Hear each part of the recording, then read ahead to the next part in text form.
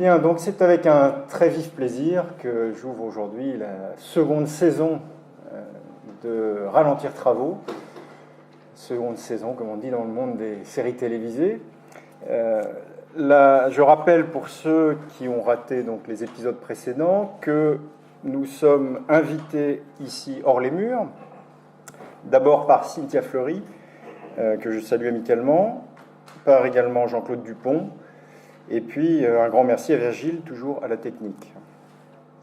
Je rappelle donc que notre institution est l'Université de Paris-Marne-la-Vallée, qu'en lien avec la PHP, nous portons un master d'éthique médicale et hospitalière qui participe de ce qui est appelé depuis une vingtaine d'années l'école éthique de la Salpêtrière, qui est une école initiée par le philosophe Dominique Folchède. Les cours du master ont lieu 2 jours par mois, un mercredi et un jeudi à suivre, actuellement sur le site du campus de Picpus, métro Picpus. Vous pouvez retrouver toutes ces indications sur le site web de la revue Éthique en ligne, libre d'accès. Vous allez sur le pavé contact et vous avez les programmes de l'école éthique. Donc nos étudiants sont des professionnels du milieu médical et médico-social. Et l'idée, c'est que la philosophie puisse les aider dans leur questionnement, montrer que les philosophes du passé peuvent être utiles, que la philosophie n'est jamais chose morte, que des philosophes comme Aristote, comme Kant, comme Jonas sont toujours utiles pour réactiver la pensée dans le cadre des problématiques d'aujourd'hui. Et c'est ce que les enseignants de notre master essaient de faire avec les étudiants. Le directeur du master, donc Eric Fiat, mes collègues Corinne Péduchon et David Smadja.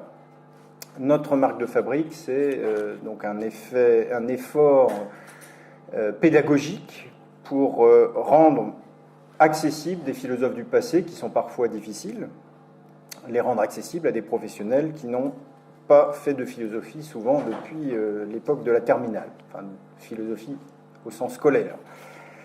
Une autre caractéristique, c'est le ton un peu caustique qui est celui qui nous caractérise, cette manière donc de poser les questions qui fâchent, mais de manière amusante. Et c'est là où nous en venons au titre de ce séminaire, Ralentir Travaux. Comme je l'ai déjà dit l'année dernière, il s'agit du titre d'un recueil de poésie surréaliste, et coécrit par André Breton, Paul Éluard et René Char. Les 3 poètes étaient allés en vadrouille du côté du sud de la France, autour d'Avignon, et Char disait avoir vu ce panneau qu'il avait frappé, panneau de travaux routiers sur la route de Caumont. Ralentir travaux, donc, parce que ce titre est amusant, ralentir travaux parce que ce séminaire est destiné à présenter les travaux des étudiants de l'école éthique de la Salpêtrière qui ont grandi et qui ont écrit des livres ou des articles. Ralentir travaux aussi parce que l'éthique authentique nous appelle à freiner un peu pour réfléchir face souvent au simplisme d'une éthique anglo-américaine formatée. Pour ceux qui ont raté la saison 1, vous pouvez la revoir sur le net. Vous verrez Corinne Péduchon qui nous parle de son ouvrage Les nourritures, Ophélie Méchain de son concept de harcèlement thérapeutique à partir d'un article publié dans Éthique et Santé, Bénédicte Lombard, son ouvrage Les soins en pédiatrie, qui nous parlait de la contention en pédiatrie, Véronique Lefebvre-Desnouettes, du consentement dans la maladie d'Alzheimer, dessiné pour penser l'institutionnalisation, Anne Lécu, La prison, un lieu de soins, point d'interrogation. Anne remarquera que je mets bien le point d'interrogation. Christian Tanier, ici présent, Quand la conscience s'en va, un défi éthique pour les soignants et les proches. Donc vous voyez la variété des sujets abordés dans notre école. Et comme à chaque fois, je tiens à rappeler le rendez-vous suivant qui aura lieu le mardi 19 décembre. Alors j'insiste là-dessus, mardi 19 décembre, j'insiste pour les étudiants du master en particulier, ce ne sera pas le mardi 12 décembre, donc ce ne sera pas la veille d'un mercredi de master, mais bien la semaine qui suivra. Et donc nous recevrons ce jour-là, je le redis, mardi 19 décembre, nous recevrons Émile Quedmonnier, le philosophe africain, qui viendra nous parler des philosophes africains devant la mort. Émile est camerounais. Voilà pour le prochain rendez-vous. Nous vous remercions de nous regarder souvent sur Internet, mais la philosophie, c'est aussi en live. Et donc, c'est bien de venir ici à l'amphithéâtre La Personne, à l'Hôtel-Dieu, de 18h à 20h. Un débat suit l'intervention du conférencier, et ça fait partie des bonus que vous n'avez pas sur Internet. Donc, venez à l'amphithéâtre La Personne, à l'Hôtel-Dieu, un mardi par mois, de 18h à 20h. Bien, après ce long préambule pour la reprise du séminaire, que se passe-t-il aujourd'hui ? Je ne sais pas si Virgile peut faire le zoom, mais l'année dernière, en ce même endroit, j'avais commencé l'évocation du premier chapitre de ce livre, Des philosophes devant la mort, chapitre que j'ai consacré aux stoïciens et la mort. Nous allons donc prolonger notre intervention pour soigner une frustration qui était de ne pas avoir parlé du suicide chez les stoïciens. Je dirais qu'il y a des frustrations plus graves, mais pour un philosophe, bon, ça fait partie des petits cailloux dans une chaussure. Je voulais en parler. Pourquoi ? Parce que ce thème est capital. Je vais essayer de le montrer, parce que c'est un véritable point de tension dans la théorie stoïcienne. Nous nous détacherons ensuite des stoïciens pour penser les situations contemporaines de suicide et ou d'euthanasie en lien avec le monde médical et médico-social, et rappeler aussi, si on a le temps, quelques éléments à propos de la loi Claes-Leonetti de février 2016. Loi qui, je le rappelle, est dite créant de nouveaux droits en faveur des malades et des personnes en fin de vie. Bien, je voudrais d'abord montrer que sur le cas du suicide se cristallise le destin théorique du stoïcisme et qu'il est le lieu d'une distinction des conceptions anthropologiques et religieuses. En effet, on va voir se croiser la distinction entre le déterminisme, un déterminisme qui peut être divin, dans le cadre religieux, mais chez les stoïciens, on parle aussi d'un déterminisme divin, et le libre arbitre humain. Nous l'avons vu amplement dans la conférence de l'année dernière. Le stoïcisme préconise un déterminisme intégral. Tout événement est intégralement prévisible dans les événements qui le précèdent. Le libre arbitre humain ne serait donc qu'une illusion. Les événements sont déjà écrits, c'est une autre manière de le dire, c'est le destin. C'est ton destin, disaient les autres. Dans ce cadre, nous allons poser la question suivante qui formera la première partie de notre conférence. Un stoïcien peut-il se donner la mort ? Point d'interrogation. Et paradoxe stoïcien du suicide. Un stoïcien peut-il se donner la mort ? Paradoxe stoïcien du suicide. Premier point, une tension entre acceptation du destin et libre arbitre assumé. L'impulsion, avions-nous déjà vu l'année dernière, comme chez tout animal, nous pousse à nous conserver nous-mêmes, mais la raison va pouvoir se surajouter à cela.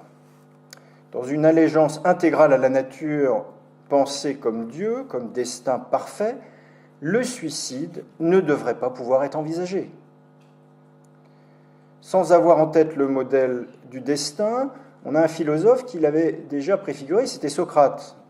Socrate refusait déjà l'idée d'un suicide pour convenance personnelle, et c'est Platon qui, dans le Phédon, le citait. Alors c'est toujours pareil, on peut toujours s'interroger, qu'est-ce qui est de Socrate, qu'est-ce qui est de Platon ? Il se trouve que les paroles de Socrate n'ont pas été écrites, si ce n'est à travers essentiellement les dialogues de Platon. Donc dans le Phédon de Platon, qui est un dialogue de Platon où Socrate se trouve dans sa prison et attend le poison qui va lui être remis, et que Athènes l'a condamné à la mort. Et donc, Socrate cite une formule classique des mystères athéniens. Nous, les humains, sommes comme assignés à la résidence, et nul ne doit s'affranchir lui-même de ses liens ni s'évader. Et il poursuit, ce sont des dieux qui sont nos gardiens. Vu sous cet angle, il n'y a alors peut-être rien d'absurde à affirmer qu'il ne faut pas se donner la mort avant qu'un dieu ne nous ait envoyé quelques signes inéluctables pareil à celui qui maintenant pour nous est là. Donc on n'a pas le droit de se suicider avant qu'un Dieu ne nous ait envoyé un signe. Alors signe inéluctable, c'est quoi ce signe inéluctable? Là, Socrate semble entendre comme signe inéluctable le fait de la décision du tribunal d'Athènes.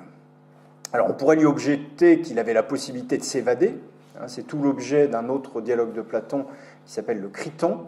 Criton qui est un ami très riche de Socrate et qui a les moyens de le faire s'évader.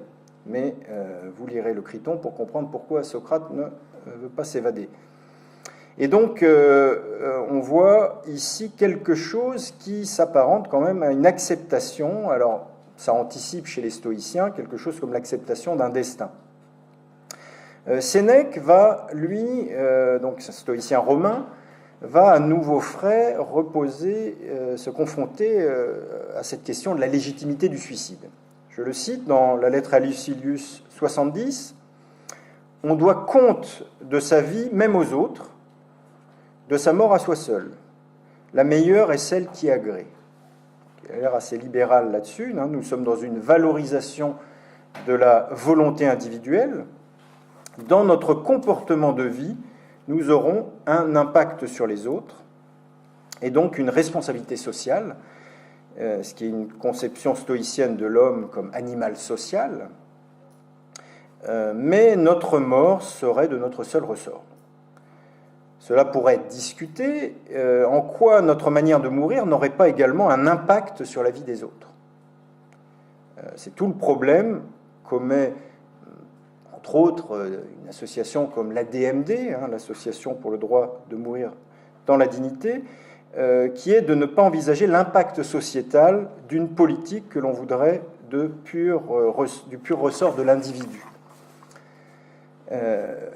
Sénèque, toujours, « Voici d'absurdes considérations, nous dit-il. L'un dira que j'ai agi peu courageusement, l'autre avec trop de légèreté, celui-ci qu'il y avait bien quelques manières de mort plus dignes d'un grand cœur. » Alors là, on voit aussi Sénèque montrer cette ambivalence dans le jugement sur le suicide.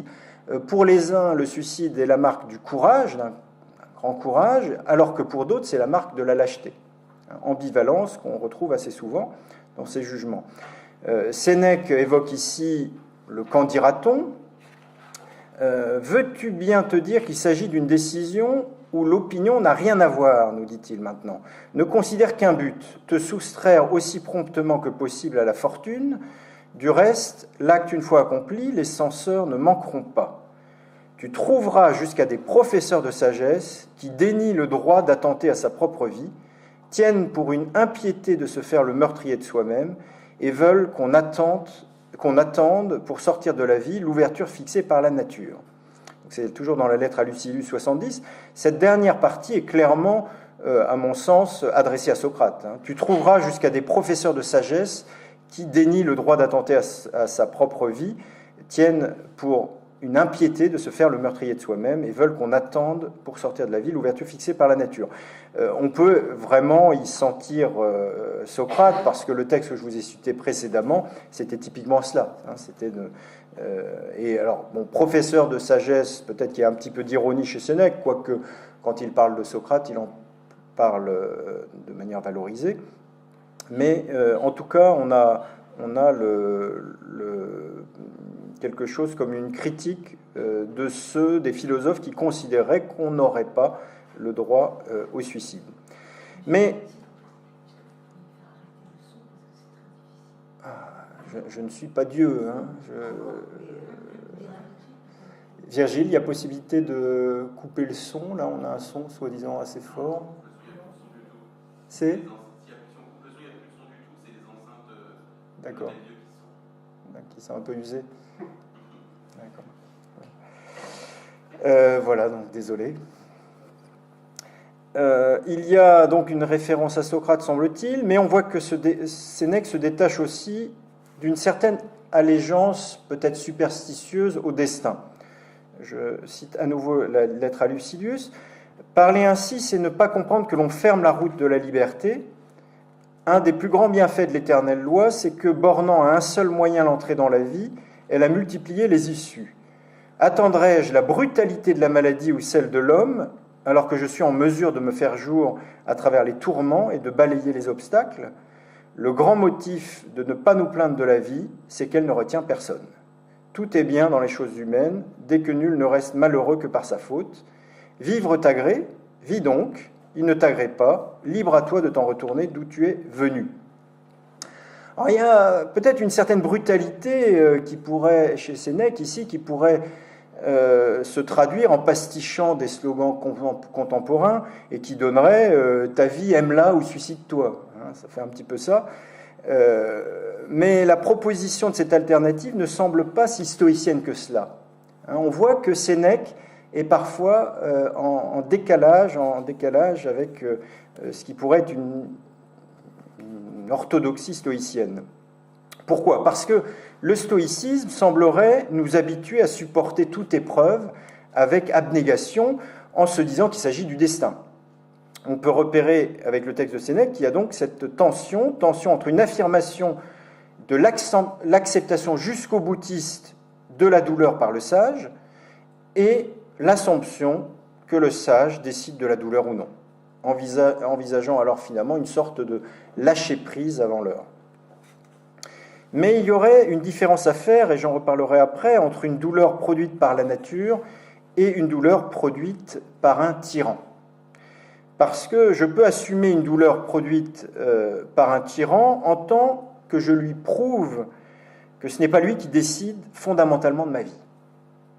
Cette douleur assumée manifeste ma liberté. Dans le cas d'une douleur reçue de la nature, je n'ai pas envisagé d'injustice humaine et je n'ai pas approuvé de la même façon ma fermeté à l'égard de la nature. Je peux donc partir avant l'heure si la douleur m'insupporte. C'est moi qui, par ma liberté, décide de ma mort et non la nature aveugle. Encore une fois, c'est une tendance que Sénèque présente, mais il y aurait bien des stoïciens qui tiqueraient face à cela. Et donc, tension à nouveau, deux lignes d'interprétation. Une première ligne d'interprétation, quoi que je fasse, c'est le destin, ce qui m'amène à décider comme si j'étais caractérisé par un libre arbitre, je me suicide si je veux, on fait ce qu'on veut et on appellera ensuite destin ce qui sera arrivé. Le destin voulait que je me suicide. Et puis, seconde ligne d'interprétation, qui serait plus moderne, c'est sentir la notion de libre arbitre. Si je tiens bon, alors le libre arbitre d'un côté, et puis là j'outrepasse une autre ligne d'interprétation qui serait si je tiens bon, je serai plus heureux. Si je tiens bon, je serai plus heureux, qui amène à tenir bon dans les épreuves. Donc là, avec cette ligne d'interprétation, on ne se donnera pas la mort. Tout dépendrait de la possibilité ou non de pouvoir lire ce que veut le destin. Le destin se lit-il dans les maladies et les handicaps qu'il m'envoie? Ça va être notre deuxième point, toujours dans cette première partie sur le suicide et sur les stoïciens. Le suicide devant les handicaps excessifs ou la douleur physique liée à la maladie. Deuxième point. Un stoïcien revendiquerait dans un premier temps que, quelles que soient les circonstances, il faut s'accommoder avec bonheur des handicaps et des maladies qui nous échoient. Le sourd n'entend-il plus de musique? Eh bien, Cicéron, autre stoïcien romain, dira il a de la chance parce qu'il n'entend pas non plus les sons désagréables. Il nous donne comme exemple le grincement de la scie quand on l'aiguise et le grognement du porc quand on l'étrangle. Ça, c'est dans les Tusculanes, le livre 5 des Tusculanes. Alors, ça peut sembler un peu candide, cette manière de dire, voilà, tu es sourd, tu as de la chance, tu es aveugle, tu as de la chance, tu ne vois pas des choses fort vilaines. Bon, ça peut sembler un petit peu candide, et Cicéron veut montrer qu'il va jusqu'au bout de cette démonstration, et il va dire, toujours dans les Tusculanes, « Accumulons sur un seul homme tous ces accidents. Supposons-le atteint dans sa vue et dans son ouïe et accablé des douleurs les plus vives. D'abord, dans la plupart des cas, elles viennent tout de suite à bout de l'homme. » Donc là, il sous-entend que la nature pourvoit à notre mort. On retrouve un argument qui était celui d'Épicure, dans la lettre à Ménécée, où Épicure disait qu'en gros, les douleurs, quand elles sont extrêmement violentes, elles vous tuent vite, donc on ne souffre pas longtemps, et si elles ne nous tuent pas, c'est qu'elles ne sont pas si violentes, et du coup on s'y habitue. Ça, c'était l'argumentation d'Épicure dans la lettre à Ménécée. Il semblerait qu'il puisse y avoir des douleurs violentes qui durent, mais peut-être aussi qu'avec les moyens médicaux de l'époque, on mourrait plus vite. Toujours est-il que Cicéron fait cette hypothèse, donc la personne accumule tous les handicaps et toutes les maladies. Donc si par hasard elle dure et se prolonge, elle le torture trop violemment pour qu'il y ait un motif de les supporter. Et pourquoi, Dieu bon, en pâtir? Le port est là tout près, puisque la mort est un asile éternel où tout sentiment disparaît. Donc si les douleurs le torturent trop violemment, le stoïcien appelle au suicide, et ici c'est bien Cicéron et pas seulement Sénèque.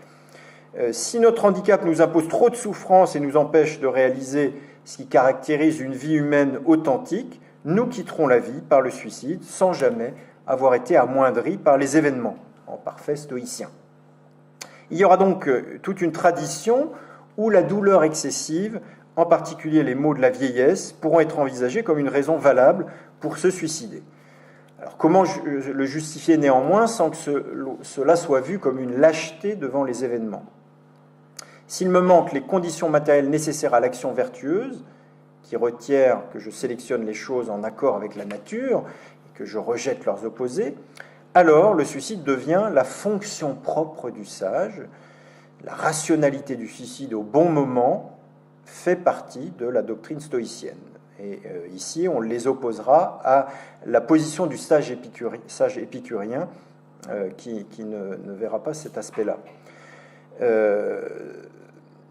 Donc Sénèque, dans la lettre à Lucilius, la numéro 24, « L'homme courageux et sage a le devoir de ne pas fuir hors de la vie, mais d'en sortir. » Alors il y a un côté un peu Rému, là.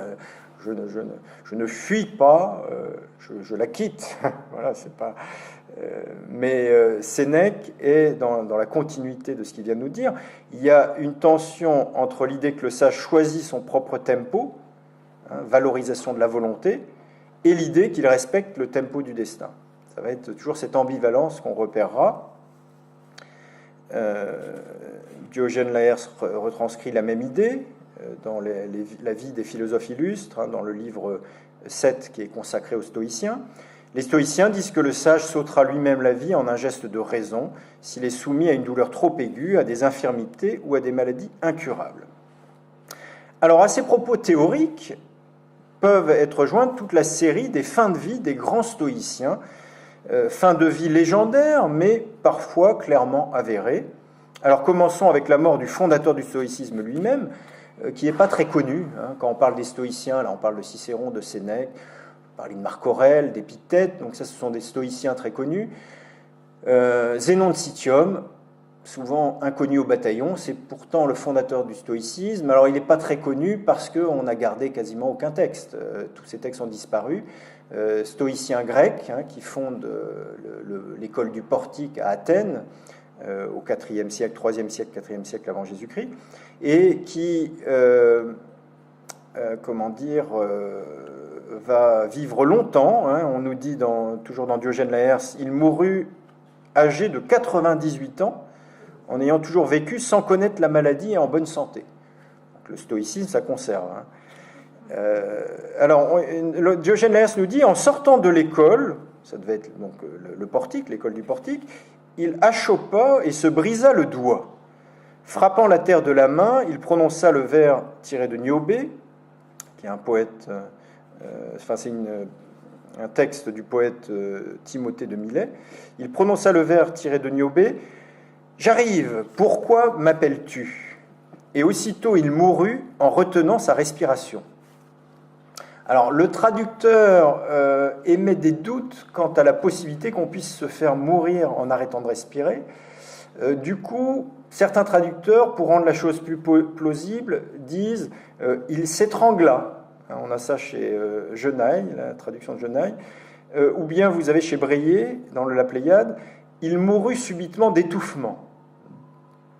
Alors, le « j'arrive » signifie que le sage repère que son temps est venu, c'est le fameux signe du destin, on a vu le signe inéluctable, et le « pourquoi m'appelles-tu » signifie que ce n'est pas la peine de lui envoyer des signes trop ostensibles, Il n'est pas du genre à résister au destin, il a compris. Il collaborera toujours avec ce destin. Ça, c'est le premier stoïcien en date, Zénon de Citium. On passe au second, le second directeur du portique, Cléante. Dans Diogène Laërce, on nous dit qu'il souffrait d'une gingivite. Sur l'ordre des médecins, il s'abstint de nourriture pendant 2 jours, et de cette façon, il se trouva mieux, si bien que les médecins lui permirent de reprendre tout son régime habituel. Mais lui refusa, disant qu'on lui avait montré le chemin, et en s'abstenant de nourriture les jours suivants, il mourut après avoir vécu, ce que disent certains, le même nombre d'années que Zénon. Alors vous voyez, quand on est stoïcien, on vit assez longtemps. Là. Même nombre d'années, 98 ans lui aussi. Donc mourir en s'abstenant de nourriture. Alors malheureusement, c'est plus familier à ceux qui travaillent en établissement pour personnes âgées, et où certaines arrêtent de s'alimenter et s'affaiblissent ainsi progressivement jusqu'à ce que le décès intervienne. S'abstenir n'est pas non plus pensé comme s'infliger une douleur ou une souffrance supplémentaire, et pourrait permettre de retrouver le discours scientifique d'aujourd'hui à propos des arrêts d'alimentation et d'hydratation, discours dans le cadre des limitations et d'arrêts de traitement en réanimation. Le discours scientifique nous dit que vraiment il ne serait pas synonyme de souffrance abominable comme l'imagine le grand public qui voit le fait de mourir de faim et de soif, mais il semble que ça ne soit pas le cas dans ce genre de situation. Il ne s'agit pas avec Cléante d'un arrêt de nourriture par manque d'appétit pour la vie, mais d'une décision de raison de l'ordre du « mon temps est venu ». La gingivite ici, comme la chute et le doigt brisé plus haut, sont interprétés comme signe discret du destin, mais qu'il faut savoir entendre. Alors jusqu'à présent, nous avons vu le suicide lié à un mauvais pronostic sur la santé, et la santé à venir, et un jugement sur l'idée que l'on a fait son temps et qu'il faut savoir partir. Mais bien plus qu'à propos du suicide qui rompt avec une douleur naturelle, une douleur qui serait insupportable et qui serait un signe du destin, la thématique du suicide est liée chez les stoïciens au suicide pour raison politique. C'est la grande raison des suicides. Donc, troisième point, le suicide politique ou héroïque, qu'on pourrait appeler héroïque également. Donc on retrouve par là la naturalité supérieure que la raison humaine permet de reconnaître et manifester. Étant naturellement sociaux, il est naturel de défendre notre société.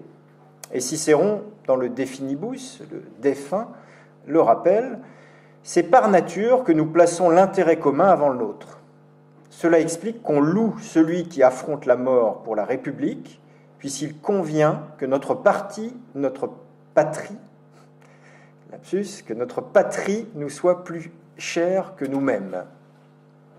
Affronter la mort pour la République peut se faire en un combat militaire où il sera question d'honneur et de courage.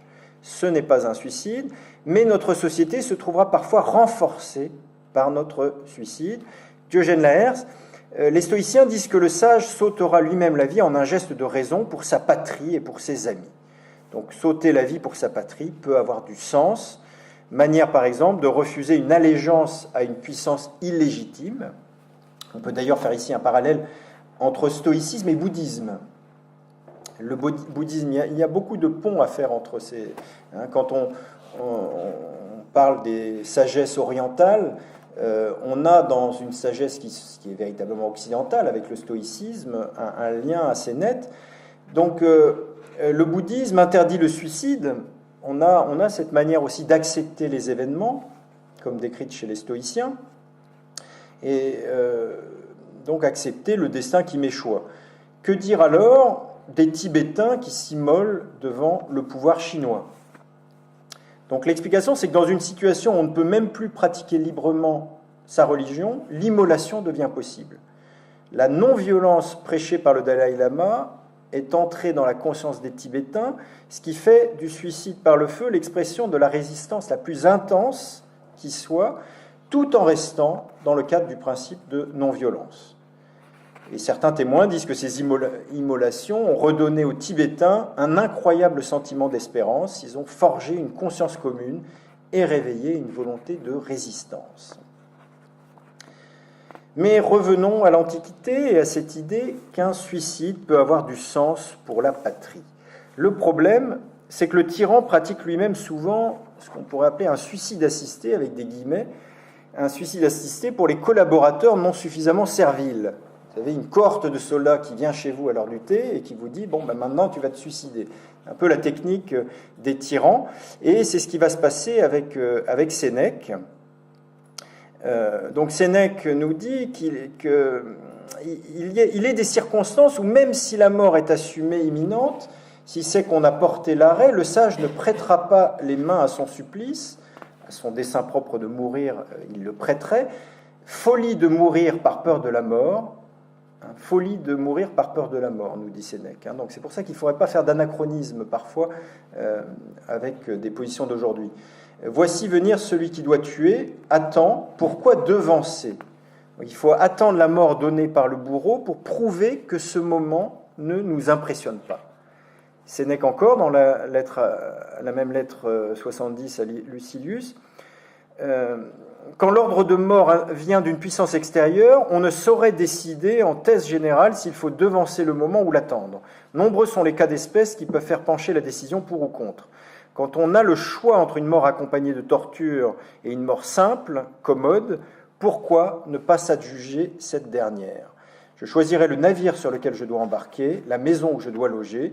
Je ferai de même pour ma mort quand je m'en irai de la vie. J'ajoute que s'il n'est pas vrai que la vie la plus longue soit toujours la meilleure, il est bien vrai que la pire des morts est toujours celle qui se prolonge. Donc si le bourreau a l'idée saugrenue de vouloir longuement me torturer avant de me tuer, le sage stoïcien doit pouvoir préférer se suicider avant. Il n'y a pas chez Sénèque un éloge jusqu'au boutiste de l'acceptation de la douleur, ce qu'on appellerait un dolorisme, le fait de valoriser la douleur, d'en faire une valeur en tant que telle. L'important, c'est de juger la situation. Et on sait que sous l'Empire romain, il y a un grand nombre de stoïciens, romains qui étaient opposés au régime, qui mirent fin à leur jour. Alors, ce qui est particulièrement intéressant, c'est que là, on a des discours théoriques du stoïcien Sénèque et un petit peu du stoïcien Cicéron, mais nous allons le voir, devoir se confronter à la pratique, puisque Sénèque va se trouver dans cette situation du suicide obligé. Et donc j'arrive au 4e point, la vie et mort de Sénèque. Vie et mort de Sénèque. Je suis assez fatigué actuellement, donc je pense que je vais multiplier les lapsus. Nous sommes en 49 après Jésus-Christ, à Rome. Sénèque, qui a 53 ans, devient le précepteur du jeune Néron. 5 ans plus tard, c'est l'avènement de Néron comme empereur, on est en plus 54, et Sénèque va devenir l'homme le plus en vue à Rome. Auteur littéraire le plus reconnu, très introduit dans le cercle du pouvoir, il a l'illusion d'être le maître spirituel d'un empereur vertueux qui lui permettrait de poser les bases d'une monarchie rationnelle et éclairée. Quelque chose du rêve de Platon, dans la République, le rêve de Platon dans la lettre 7, le fait de pouvoir être un conseiller du prince et qui va éclairer le prince et faire que la République juste advienne en ce monde. Cette illusion de Sénèque va se fracasser devant le sordide des passions meurtrières de Néron. Sénèque devient l'homme le plus riche de son temps, mais en recevant des mains de Néron les propriétés immenses de personnes que l'empereur a fait assassiner. On oublie cela souvent devant la figure de l'écrivain moraliste. Vers 58, donc Sénèque a maintenant 62 ans, il écrit le De Vita Beata, de la vie heureuse, où il semble se défendre contre les attaques personnelles dont il fut l'objet. Visiblement, il y avait pas mal de gens qui voyaient le contraste entre sa théorie stoïcienne et son mode de vie. Donc, il écrit de la vie heureuse, semble-t-il, pour se défendre des attaques, parce qu'il faut imaginer donc un auteur qui publie des ouvrages qui prônent la sévérité stoïcienne et qui se balade en Porsche et en chemise blanche pour aller à un cocktail. On a un grand écart qui devait choquer et Sénèque devait bien recevoir des quolibets. assez régulièrement. Mais si on est très attentif au texte de Sénèque, on peut considérer que Sénèque vit à ce moment-là une vie réellement tragique. On rappelle que le tragique n'est pas l'horreur, c'est pas un événement horrible. Le tragique, c'est le fait d'être dans une situation où il n'y a pas de bonne solution, où chaque solution semble mauvaise. On est dans une situation où on est enfermé. Et Sénèque s'est effectivement librement mis dans une situation, mais toutes les issues sont maintenant catastrophiques. Et dans la seconde partie de la vie heureuse, il nous dit « Si l'un de ceux qui aboient contre la philosophie disait, comme ils le font d'ordinaire, « Pourquoi parles-tu plus courageusement que tu ne vis ? Pourquoi baisses-tu le ton devant plus puissant que toi ? Et penses-tu que l'argent est un accessoire qui t'est nécessaire ? Pourquoi as-tu un domaine mieux cultivé que ne l'exige le besoin de la nature ? Pourquoi cette vaisselle trop précieuse ? Pourquoi boit-on chez toi du vin plus vieux que toi ? Pourquoi as-tu des possessions outre-mer ? » Grâce à Néron, Sénèque avec des domaines jusqu'en Égypte. « Pourquoi sont-elles plus nombreuses que tu ne le sais ? Je te réponds ceci. Je ne suis pas sage, et que ta bienveillance soit satisfaite, je ne le serai même pas. Exige donc de moi, non pas que je sois l'égal des meilleurs, mais que je sois meilleur que les méchants. Cela est assez pour moi de retrancher chaque jour quelque chose de mes vices et de blâmer mes erreurs. Je ne suis pas parvenu à la guérison et n'y parviendrai même pas. » Alors ici, il nous faut des sous-titres. Il ne faut pas y voir une confession de Sénèque qui avouerait que le sage stoïcien est une position impossible.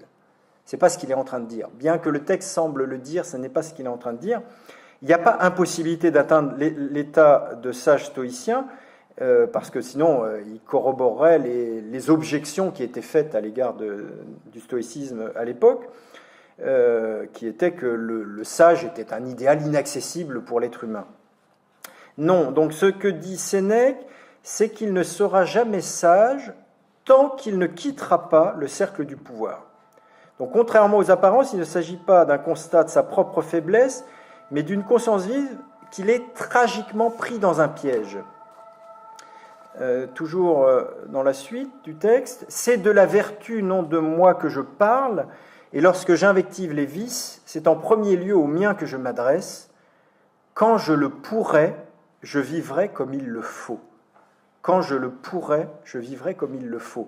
Donc c'est bien la conscience qu'il ne peut pas vivre en stoïcien, il est enfermé, pour se mettre dans la situation d'échapper à ses obligations auprès de Néron, il le dit, « Quand la nature me réclamera la vie ou que la raison la fera me quitter, je partirai. » Il y a donc l'allusion à un suicide possible, où il mourra assassiné, ou il se suicidera. Mais pourquoi ne quitte-t-il pas tout simplement le pouvoir, pourrait-on se dire ? Il pourrait n'avoir que faire de toutes ses propriétés. Mais tout simplement parce que Néron est fou. Néron est fou et ne le lui permet pas. En 62, Sénèque n'en pouvait plus de cette cour qui tournait comme une toupie folle, et il a proposé à Néron de lui rendre tous ses biens en échange de sa liberté, qui serait donc consacrée à la philosophie. Il ne disait pas « je suis un opposant politique », il dit simplement « j'ai trop de biens, je n'arrive pas à philosopher, reprends les biens ». Néron a refusé, et comme il était particulièrement paranoïaque, il s'est dit « oh, ce message signifie que Sénèque est un traître potentiel », et donc il aurait fait une première tentative, Néron aurait fait une première tentative pour se débarrasser de Sénèque. Il paraît qu'on aurait préparé un poison qui lui aurait été remis, et ça aurait échoué. Alors la question est de savoir pourquoi. Il semblerait que Sénèque avait des habitudes de vie, une telle frugalité, et peut-être même qu'il buvait un peu de poison tous les jours pour s'y habituer, et de façon à ce que son corps supporte le poison. Toujours est-il que la première tentative a raté, pas la deuxième, puisque Sénèque est en train de dîner en compagnie de son épouse, Pompeia Paulina, avec deux de ses amis.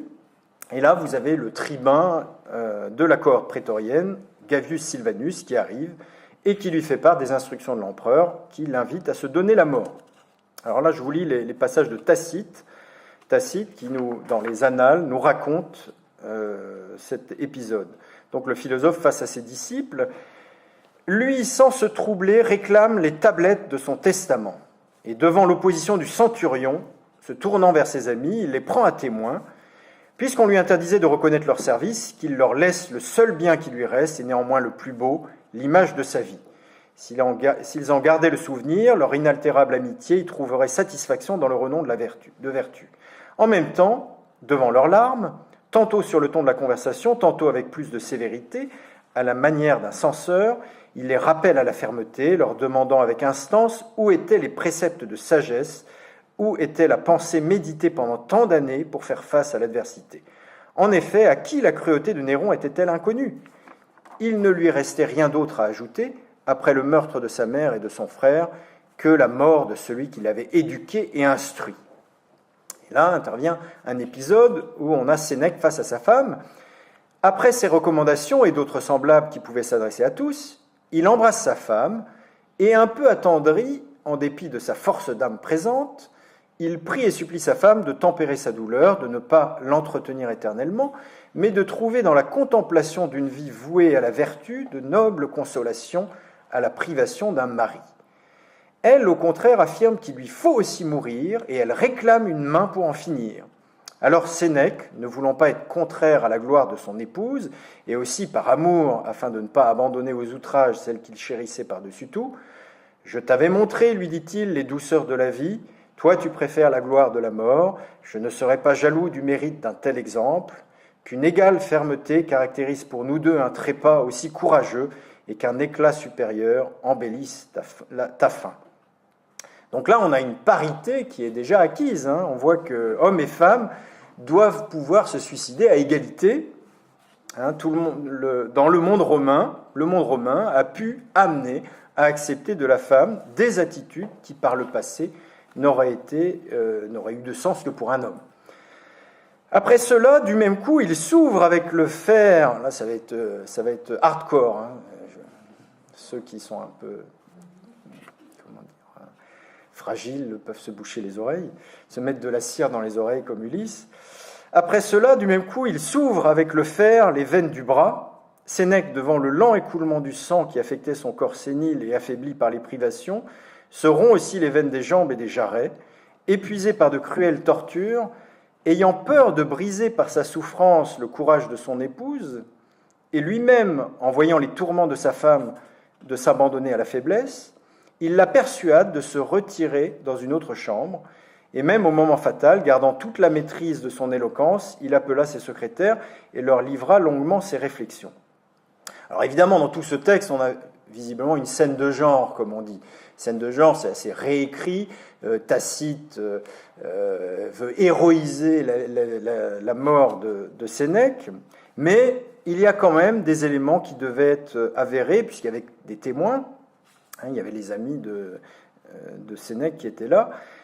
Il est plausible qu'un philosophe qui ait travaillé sur ses émotions toute sa vie puisse atteindre une certaine impassibilité. Et puis il jouait gros quand même devant l'histoire, parce que dans la lettre à Lucilius 26, alors qu'on ne parlait pas encore de son suicide obligé, il disait « Je ne suis prêt à croire que la mort, c'est donc sans crainte que je mets de l'ordre en moi pour être prêt ce jour-là, détour et phare écartés, à me juger afin de savoir si mon courage n'est que dans mes mots ou s'il est un vrai sentiment, si ne furent que simulation et comédie toutes les paroles opiniâtres que j'ai pu lancer contre la fortune. » Donc vous voyez, il jouait gros. Il a bien conscience que dans toute son œuvre de moraliste stoïcien, il a parlé de courage à avoir. Et là, il se dit, je vais voir dans la pratique si je peux avoir ce courage-là. Et donc, il a cette attitude. Alors, il y a des traits qui pourraient rappeler la mort de Socrate, dans le Phédon, où Socrate prend la ciguë. L'image du philosophe qui reste ferme, tandis que ses serviteurs ou disciples pleurent autour. Le fait de la femme qui peut être gênante pour se suicider en paix. Alors ici, par contre, Pompeia Paulina se distingue de Xanthippe, la femme de Socrate, en ce qu'elle veut connaître la même mort qu'un homme. Elle ne se fait pas remarquer par son manque de courage et ses larmes, ce qui est le cas de Xanthippe dans le Phédon. Donc comme je l'ai dit, on a plutôt la parité avant l'heure. puisque la femme a le droit d'accéder, elle aussi, à l'héroïsme. Et puis l'inversion des sexes est là également, puisque c'est Sénèque qui en vient à craindre que sa sensibilité ne tienne pas devant la douleur de sa femme. Le texte de Tacite nous dit « Ayant peur, en voyant les tourments de sa femme, de s'abandonner à la faiblesse ». Donc c'est lui qui serait le sexe faible, en l'occurrence. Il craint également que sa sensibilité devienne un fardeau pour sa femme, ayant peur, nous dit Tacite, de briser par sa souffrance le courage de son épouse. Donc ce qui est souligné plutôt ici, c'est que la souffrance d'autrui a un impact sur nous et que l'on peut être plus fort avec sa propre souffrance que devant celle de l'autre. D'où la solution du stoïcien romain, de cloisonner les souffrances en s'isolant dans une pièce différente. Bien, nous allons, après ce long travail sur les stoïciens, quitter les Romains, mais en conservant à l'esprit cette tension philosophique que l'on a repérée entre allégeance à une réalité qui nous dépasse et revendication d'une autonomie de l'individu. Deuxième partie qui s'intitulera « La reprise en main théologique et royale du suicide, mon existence appartient à mon Dieu ou à mon roi ». Deuxième partie, la reprise en main théologique et royale du suicide, mon existence appartient à mon Dieu ou à mon roi.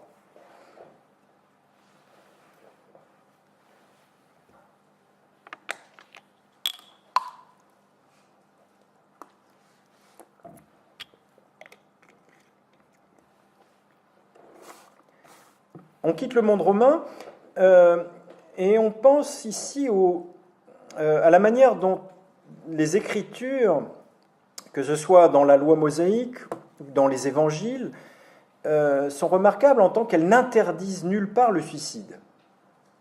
Certains ont même argué de la crucifixion du Christ ou des cas de martyrs d'une foule de saints au début du christianisme comme d'actes suicidaires. Alors là, il me semble qu'il y a une nuance à faire, une distinction à faire que ne fait pas Durkheim. Durkheim, je vous rappelle, a écrit cet ouvrage important, Le suicide, en 1897, un travail sociologique marquant. Et chez Durkheim, un martyr volontaire est un suicide. Il appartient à la catégorie qu'il appelle suicide altruiste, c'est-à-dire un suicide qui a pour objectif de défendre une cause. Défendre une cause ou pour d'autres hommes. Et là, il me semble qu'il faut suivre le sociologue Maurice Halbwachs, qui a travaillé beaucoup avec Durkheim, mais lui, c'est dans un ouvrage de 1930 qui s'appelle « Les causes du suicide ». Et Maurice Halbwachs va récuser cette extension du terme, et selon nous, avec justesse. Pour lui, tout ce que Durkheim qualifie de suicide n'en est pas rigoureusement un. Je cite Halbwachs, d'une personne qui refuse de suivre un régime et d'être sobre, par gourmandise ou par intempérance, et qui sait cependant que c'est le seul moyen pour elle de reculer l'échéance de la mort, on dira peut-être qu'elle se tue, non qu'elle se suicide. Le soldat tombé sur le champ de bataille et qui a été au-devant d'une mort certaine n'est pas un suicidé. C'est aussi user d'une expression impropre que d'appeler suicide chrétien l'acte d'un martyr qui va renverser des idoles, sachant qu'il sera puni de mort. Éprouve-t-on en face de leur reste la même impression de terreur et de répulsion que lorsqu'on découvre le cadavre d'un suicidé. Laissons donc de côté l'aspect du martyr religieux et les attentats dits suicides des adeptes de Daesh aujourd'hui, et concentrons-nous sur la question de la mort voulue et recherchée pour elle-même par l'individu. Eh bien, au milieu du premier millénaire de l'ère chrétienne, on assiste à une rupture avec l'acceptation partielle du suicide que l'on a vu dans l'Antiquité, puisque le pouvoir chrétien va interdire absolument le suicide. Le suicide va être regardé comme immoral en lui-même, pour lui-même, quel que soit ce qui y participe. Et donc, étonnamment, en avançant dans l'histoire, la prohibition du suicide, au lieu de se relâcher, va devenir plus radicale. Alors, quelques dates. En 452, c'est le concile d'Arles qui déclare que le suicide est un crime et ne peut être l'effet que d'une fureur diabolique. En 563, c'est un siècle après, le concile de Prague va mettre le curseur encore plus haut puisqu'on ressent le besoin d'accompagner le jugement moral dépréciatif d'une sanction, une sanction pénale dans le droit canon. Les suicidés ne seront honorés d'aucune commémoration dans le saint sacrifice de la messe et le chant des psaumes n'accompagnera pas le corps au tombeau. Alors je voudrais faire une petite aparté en évoquant un exemple d'étymologie du suicide dans une langue qui n'est pas la nôtre.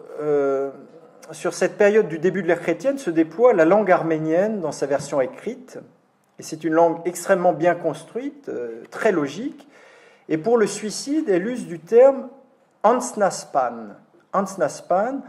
Or, anse veut dire le soi, spannor veut dire le meurtrier. Ansnaspan, c'est donc le meurtre de soi-même. Le meurtre de soi-même. Alors, je rappelle également quelque chose de basique, qui est le triptyque en langue française homicide, meurtre, assassinat, et la différence de ces trois termes. Je rappelle que l'homicide, c'est quand un homme est mort.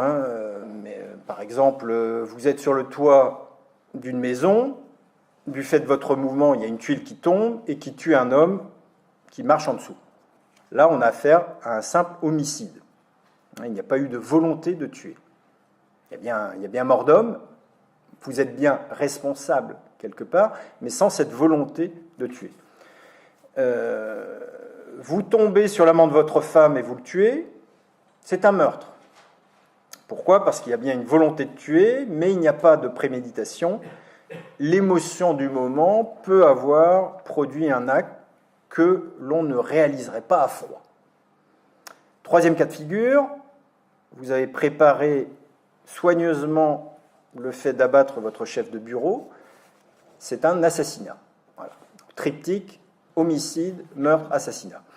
Eh bien, pour revenir à ma remarque sur le mot suicide en langue arménienne, si le suicide était dit en arménien homicide de soi-même, cela laisserait à la pensée la possibilité de concevoir un acte qui ne soit pas d'emblée criminalisé. Alors, je ne suis pas en train de prendre position pour que le suicide soit banalisé, mais je remarque qu'il sera toujours problématique pour les hommes de le dépénaliser si la langue dit à leur inconscient que c'est un crime. Et on voit à travers cet exemple linguistique que toute langue contient des éléments de jugement antérieurs au travail de la pensée. C'est pour ça qu'en philosophie, il faut toujours retravailler les mots et pas les prendre comme tels. Il y a des présupposés théoriques déposés dans la langue.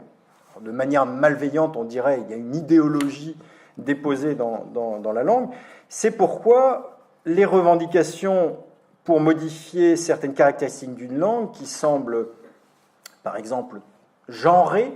On a eu un débat de ce genre il n'y a pas très longtemps sur le fait qu'il ne fallait pas écrire en français inclusif. Les académiciens ont dit qu'il ne faudrait pas écrire en français. Vous voyez ce que c'est qu'écrire en français inclusif, avec il ou elle, et à chaque fois que vous mettez un mot masculin, vous mettez le E, donc il y a des tirets, on voit le masculin, le féminin en permanence. Donc ça peut rendre la lecture moins aisée, donc les académiciens estiment que ça n'est pas une bonne chose, mais ce qui peut sembler parfois du pinaillage a quelque chose de théoriquement fondé dans le fait que le fonctionnement de la langue nous amène à penser quand même certaines choses sans qu'on s'en rende compte. Je reviens à notre sujet et à l'impact de l'ère chrétienne sur la pénalisation du suicide. La théologie philosophique aura une certaine constance dans le domaine, de saint Augustin à Thomas d'Aquin. La vie pour un chrétien est un donné, en latin un datum, un donné, dont nous avons le droit d'usage, usus, mais dont nous ne sommes pas les maîtres. Cette reprise en main théologique du suicide dans la chrétienté du premier millénaire va être prolongée au second millénaire par la reprise en main royaliste, étatiste, mais encore de droit divin. C'est par exemple l'ordonnance de 1670 de Louis XIV qui assimile l'homicide de soi-même à tout ce qui peut être crime de lèse-majesté divine ou humaine. Donc le suicide est un crime de lèse-majesté divine ou humaine.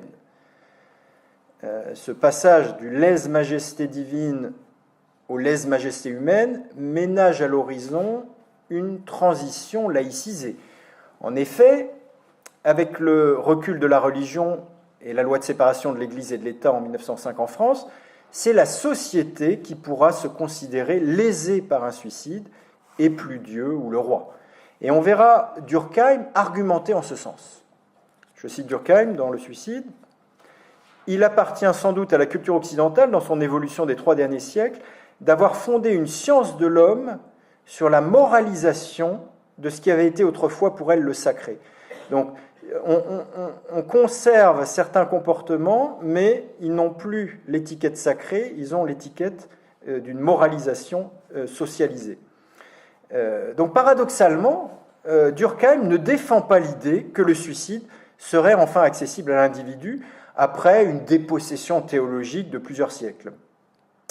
Parfois, Durkheim se veut libre penseur, mais en matière de suicide, il s'avérerait plutôt conservateur, appelant à un interdit laïque en remplacement de l'ancien interdit religieux.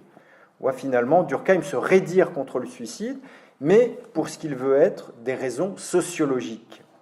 Je le cite encore, toutes les sociétés qui ont dépassé ce stade inférieur, il utilise ce terme pour les sociétés tribales, il n'en est pas de connu où le droit de se tuer ait été accordé sans réserve à l'individu. Aucune société ne peut accorder sans réserve à l'individu le droit de se tuer sans difficulté. Pour Durkheim, il doit y avoir légitimement une résistance de la société à cet égard. On pourrait se dire que la pénalisation du suicide fait une belle jambe aux suicidés, mais ça n'est pas si vrai, parce qu'en effet, la législation va trouver le moyen de s'en prendre à votre descendance. Avec l'ordonnance de 1670 de Louis XIV, et dans un certain nombre d'autres sociétés, qu'est-ce qu'on fait ? Eh bien, on déshérite toute personne issue de la filiation d'un suicidé. Et c'est la société qui récupère l'héritage. Donc, si vous avez l'intention de vous suicider, vous savez que vous pouvez commettre de grands torts à vos descendants, alors financiers, et puis sans parler d'une souffrance affective. Mais cela peut représenter une pression sociale significative pour ne pas passer à l'acte.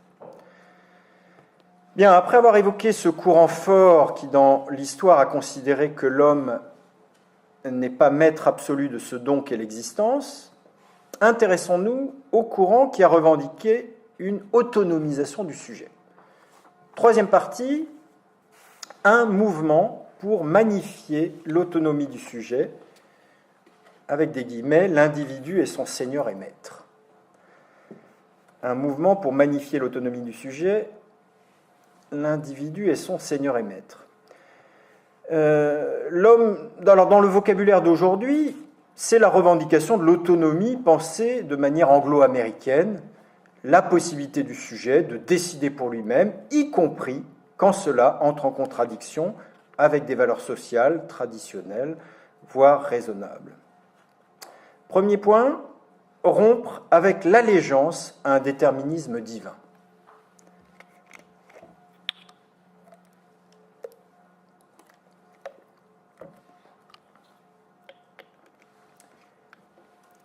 Hume, le philosophe écossais, a écrit un opuscule intitulé Of Suicide en 1755. Pourquoi je le dis en anglais ? Parce qu'au début, il est écrit en anglais et Hume le fait imprimer quelques exemplaires et assez vite, il préfère ne pas le publier.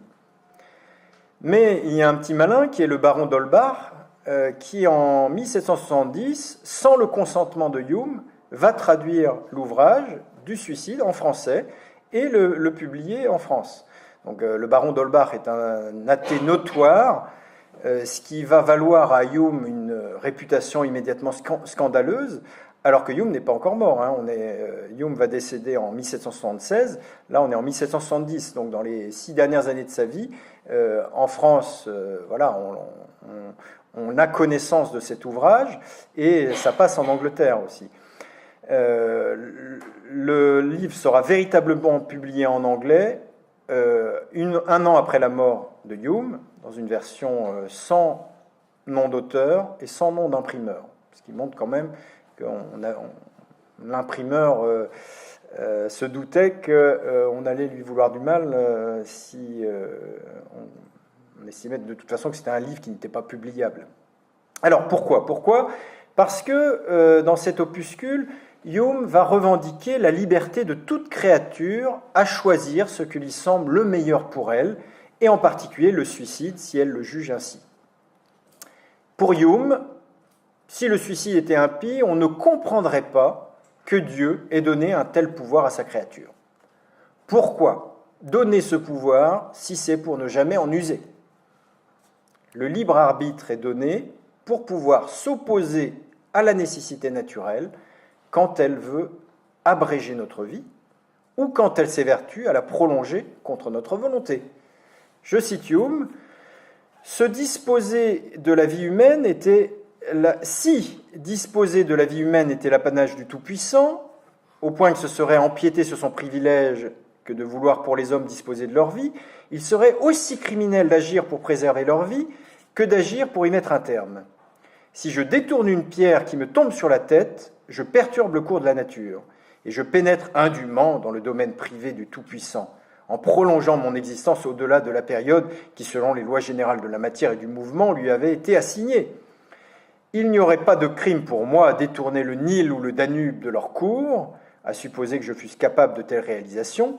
Où serait alors le crime de détourner quelques onces de sang de leur cours ? Vous voyez que l'argumentation de Hume consiste à revendiquer le libre arbitre comme ce qui nous permet de contrecarrer la nature. On contrecarre la nature pour vivre plus longtemps. Quand une pierre nous tombe sur la tête, on essaie de l'éviter. On pourrait dire, c'est le destin que la pierre me tue, donc je ne dois pas essayer de l'éviter. Si.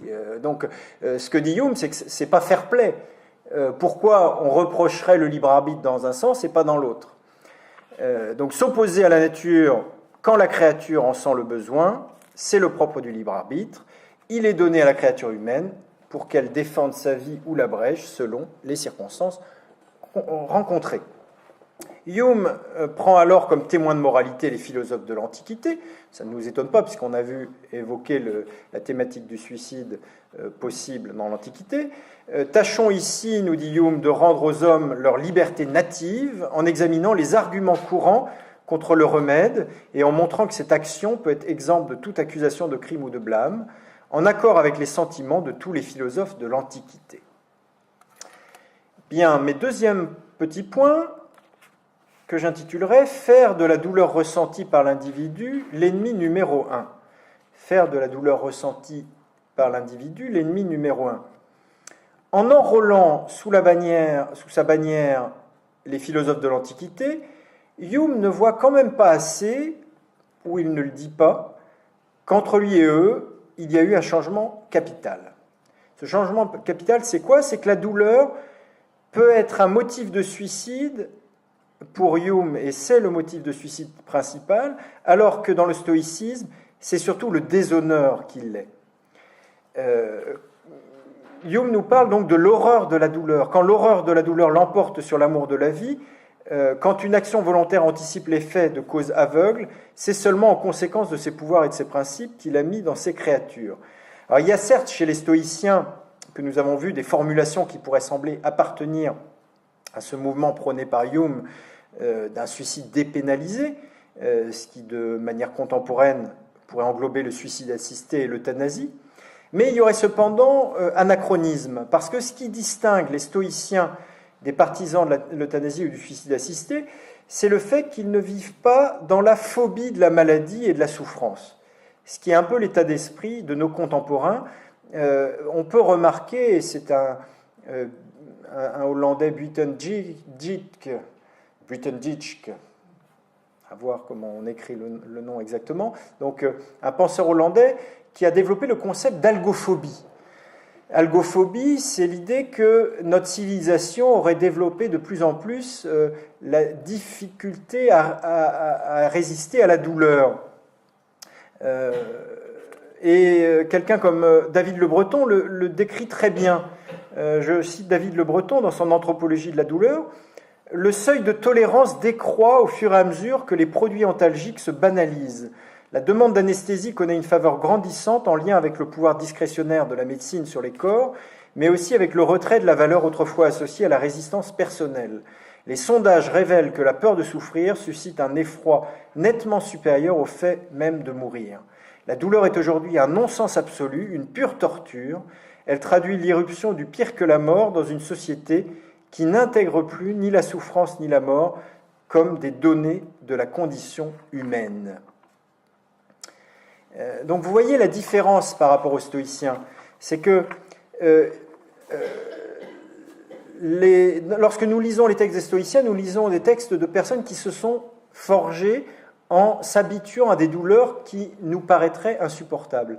Alors, ça n'est pas pour glorifier les stoïciens et dire « Ah, ils étaient mieux que nous, ils étaient plus forts que nous », et dire « Jetons à la poubelle alors, je ne devrais pas dire du paracétamol, jetons à la poubelle les antalgiques et redevenons forts comme avant ». Non, on est bien content quand on a mal à la tête de pouvoir prendre un petit peu d'aspirine. Mais il faut remarquer que du coup, notre psychologie a changé. Notre psychologie a changé. Et que des choses qui pouvaient sembler acceptables ne nous semblent plus acceptables. Le suicide assisté ou l'euthanasie par crainte de la douleur serait considéré par un stoïcien comme une lâcheté.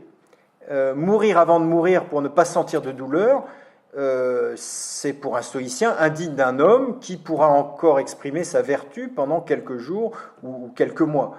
De la même façon, on voit dans le vocabulaire le changement des termes. Les contemporains ont tendance à penser que la bonne mort serait mourir dans son lit. Ah, il a eu de la chance, il est mort dans son lit, il n'a pas souffert. Alors qu'au Moyen-Âge, c'est le contraire. Mourir dans son lit, c'est ce qu'on appelle la malmort au Moyen-Âge. Mourir dans son sommeil, il n'a pas eu de chance, il est mort dans son lit, dans son sommeil. Alors pourquoi c'est la malmort ? Parce que vous mourrez sans avoir la présence du prêtre, sans avoir la présence de vos enfants, à qui vous pouvez donner des instructions, donner quelques paroles de sagesse, et puis surtout de l'amour, et se dire encore quelques mots importants. Et donc c'est bien considéré comme la malmort. Et vous voyez l'inversion des choses avec notre époque. Donc cette importance montante de l'alcophobie doit être notée, et c'est pourquoi lorsque vous avez, je reparle donc de cette association, la DMD, ou bien des philosophes qui sont longuement invités dans les médias pour prôner la toute maîtrise de soi-même avec quelques formules stoïciennes, qu'ils veulent être des arguments en faveur du suicide assisté ou de l'euthanasie, il semble qu'en fait leurs citations ne sont pas très pertinentes par rapport à leurs problématiques. En revanche, s'ils veulent avoir des référents antiques, c'est bien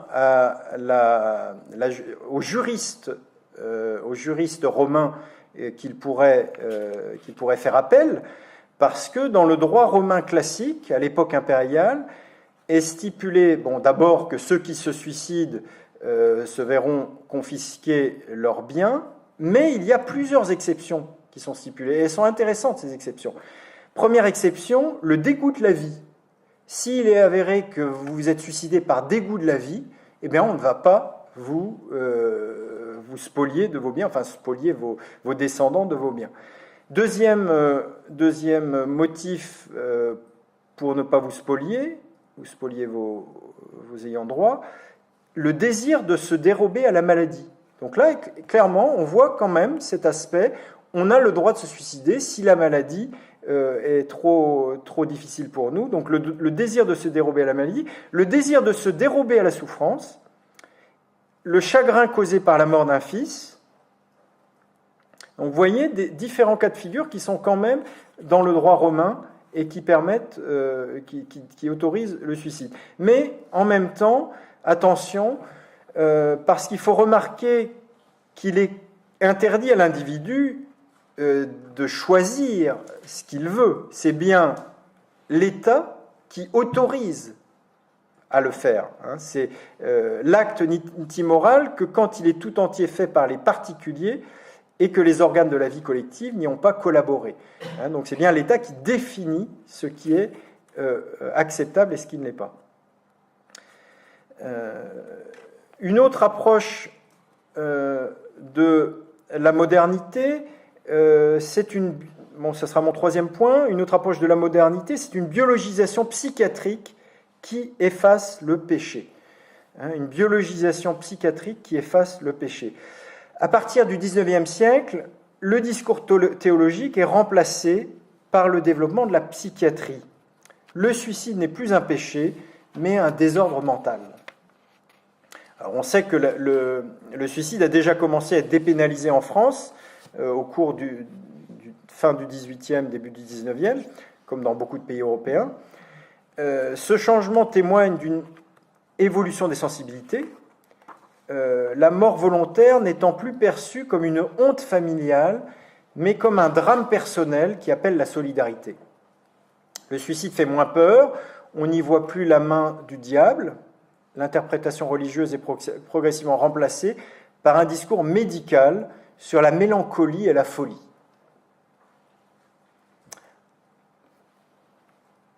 Alors il reste que le suicidant est jugé selon l'alternative à critiquer moralement ou à exonérer du fait d'une raison psychiatrique insurmontable. C'est la marque d'une méchanceté, ou il est irresponsable car il était dépressif. La voie d'un suicide raisonnablement choisi n'est pas envisagée. Le suicide peut-il être choisi pour lui-même parce qu'on veut mourir tout simplement? Intuitivement, la vie nous semble apporter à un être raisonnable des satisfactions suffisantes pour ne pas vouloir la quitter prématurément.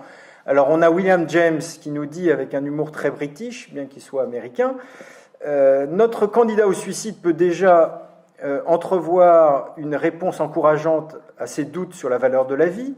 La certitude que vous possédez de pouvoir dès maintenant sortir de la vie à votre gré constitue par elle-même une immense consolation.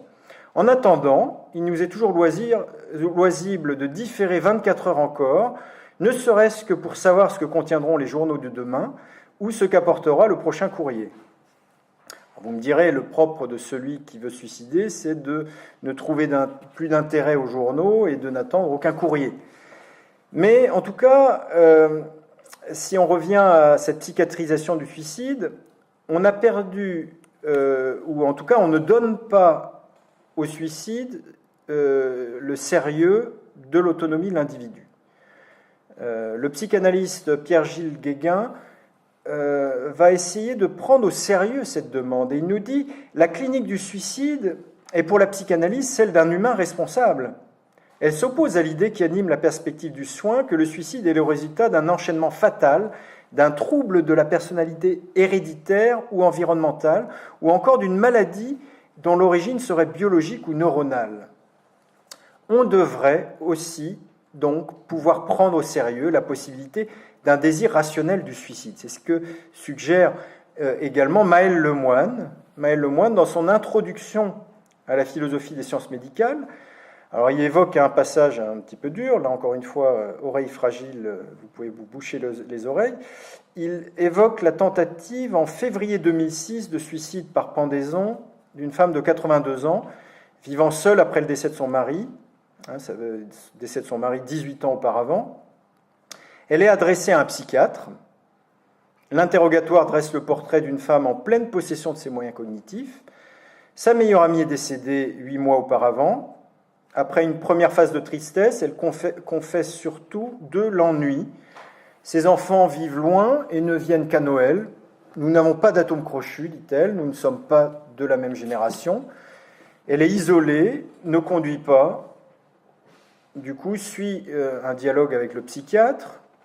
Vous savez, à mon âge, cela ne m'intéresse pas de continuer. Le monde que j'ai connu a disparu, c'est ainsi. Il est naturel que je disparaisse avec lui. Le psychiatre lui demande, recommenceriez-vous ? Oui, je recommencerai. J'aimerais retourner chez moi. Alors le psychiatre lui dit, bien sûr, il n'y a pas de raison que vous restiez indéfiniment à l'hôpital, mais après ce qui s'est passé, je dois vous garder le temps d'y voir plus clair. Il se trouve que 4 jours après son admission dans le service de psychiatrie, elle va réussir à mettre fin à ses jours.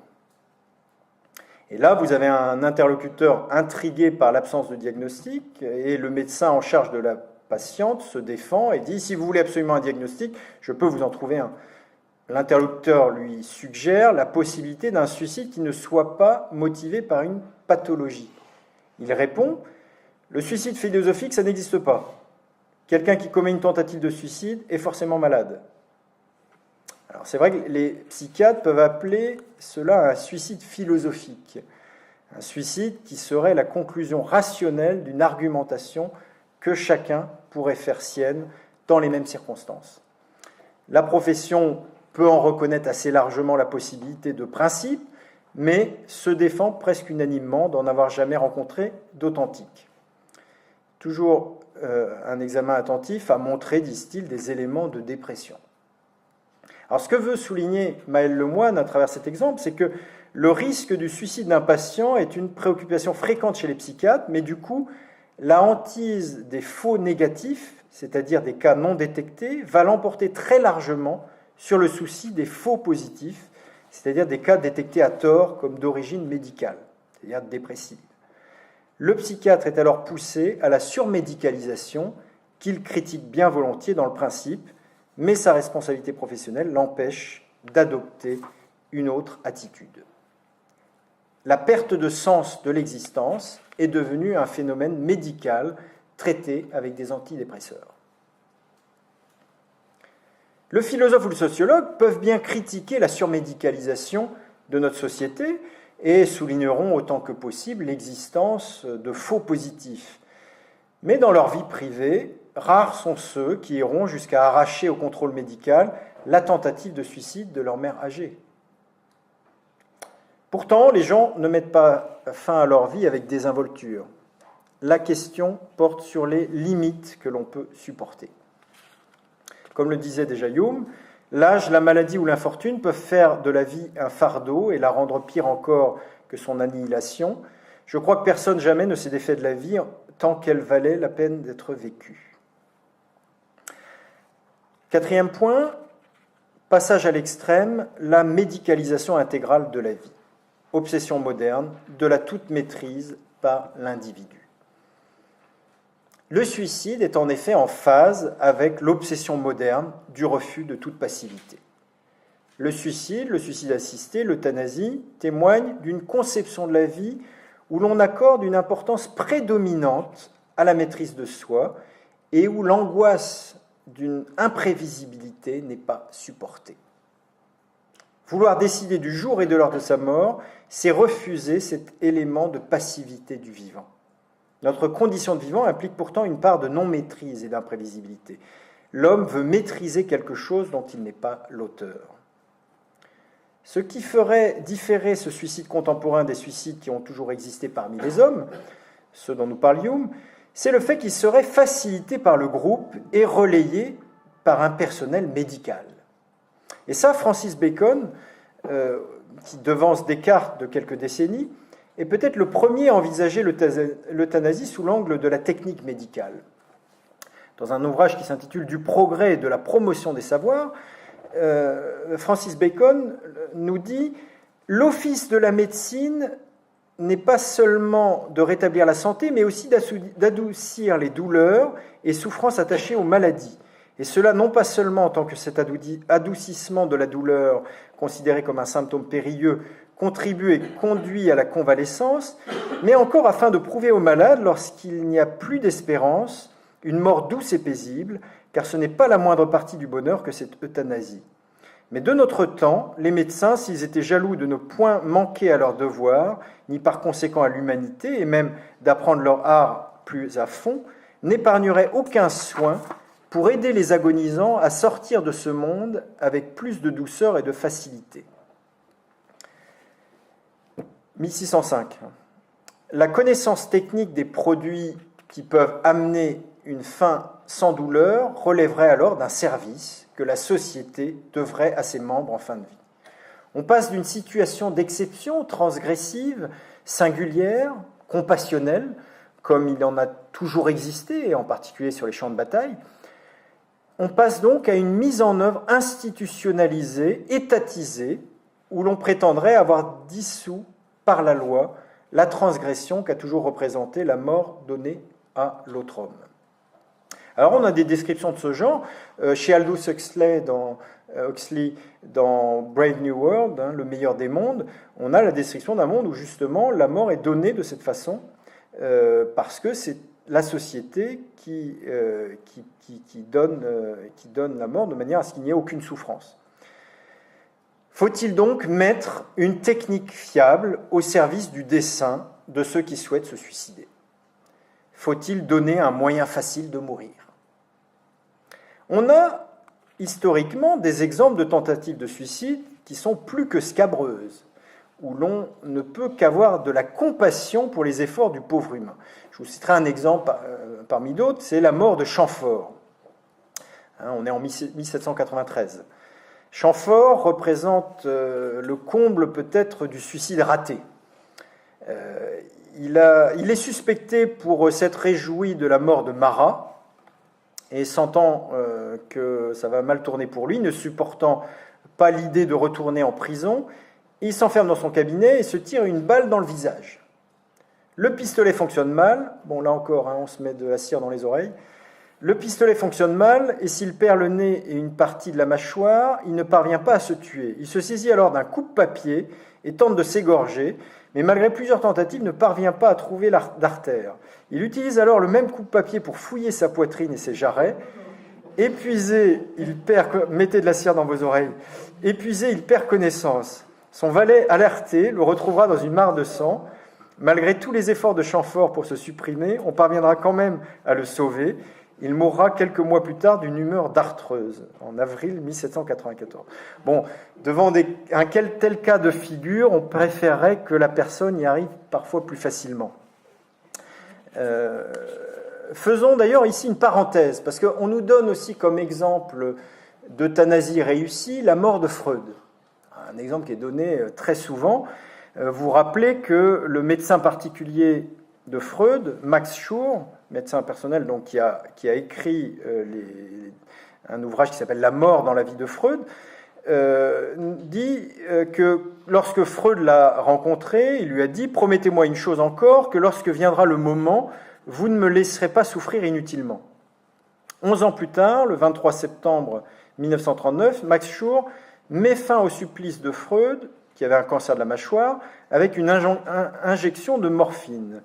Et on se rappelle que Freud avait dit « Mon cher Schur, vous vous souvenez de notre première conversation, vous m'avez promis de ne pas m'abandonner lorsque mon temps serait venu. Maintenant, ce n'est plus qu'une torture et cela n'a pas de sens. » Et donc le docteur Max Schur informe Anna, fille de Freud, et tient sa promesse. Une première injection de morphine de 2 centigrammes, puis une deuxième 12 heures après. Freud tombe dans le coma, il a 83 ans. Mais là, finalement, on est aussi dans une image d'Épinal.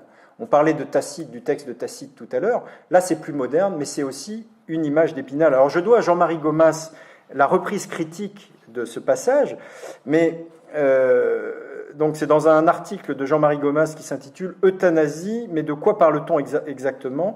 et qui date de 2015, c'est dans la revue de gériatrie. Schur a seulement cru euthanasier Freud. Il n'a pas euthanasié Freud, parce que l'analyse critique montre que finalement, Schur soignait mal les douleurs du psychanalyste avec des doses insuffisantes de morphine. Dit avec le vocabulaire d'aujourd'hui, Freud a reçu 20 mg 2 fois par jour sous-cutané pendant 36 heures et il est décédé plus de 10 heures après la dernière injection. Freud n'a pas été euthanasié, comme on le répète un peu partout, il est mort de manière naturelle. Donc là, encore une fois, la technique médicale a changé, on est plus précis sur... Et dans le cadre des soins palliatifs, on aurait pu certainement apaiser les souffrances de Freud de manière bien meilleure que ce qu'a fait ce médecin. Enfin, c'est une autre époque. Donc il y a une dialectique entre le fait de faciliter une mort rapide à celui qui se suicidera de toute façon et le fait de la rendre difficilement accessible à celui qui est fragile psychologiquement. Faut-il donner les moyens aux patients de se donner une mort aseptisée ? Éviter que les vieux ne se pendent avec difficulté ou se défenestrent horriblement en leur donnant le poison qu'il leur faut? Je ne nierai pas qu'il y a du tragique dans ces questions. Et je rappelle que le tragique, il n'y a pas de bonne solution quelque part. Il reste que la philosophie doit aussi penser ce que la contemporanéité a de nouveau. Quand on mourait, surtout chez soi, le médecin n'était pas le dernier interlocuteur du mourant, et la transgression face aux souffrances intolérables d'une agonie pouvait prendre la forme de la singularité compassionnelle. C'était un proche qui vous aidait à en finir. Avec ces sociétés où la majorité des hommes meurt à l'hôpital, se multiplient les situations où est imposé à un soignant maîtrisant techniquement les substances qui peuvent abréger la vie, des face-à-face répétés avec la fin de vie. L'attention à la singularité de chaque patient doit être réaffirmée devant la pente glissante de protocoles qui mécaniseraient cette fin de vie. La question est alors de savoir si la société accède à la demande d'aide au suicide de ces personnes, si sur le fondement du respect de la volonté individuelle, elle définit la mort comme un droit, et quel type de personnel elle mandate pour appliquer ce droit. Le soin défini comme le soulagement des souffrances physiques et psychiques de l'individu constitue bien le cœur de la médecine et le devoir du médecin. Il ne s'ensuit nullement que dans les cas où la mort seule puisse délivrer l'individu de ses souffrances et où logiquement elle puisse être considérée comme un soin, l'assistance au suicide devienne pour autant un devoir médical. Je passe donc à ma quatrième partie. Un sujet n'existe jamais seul. Quatrième partie, un sujet n'existe jamais seul. Et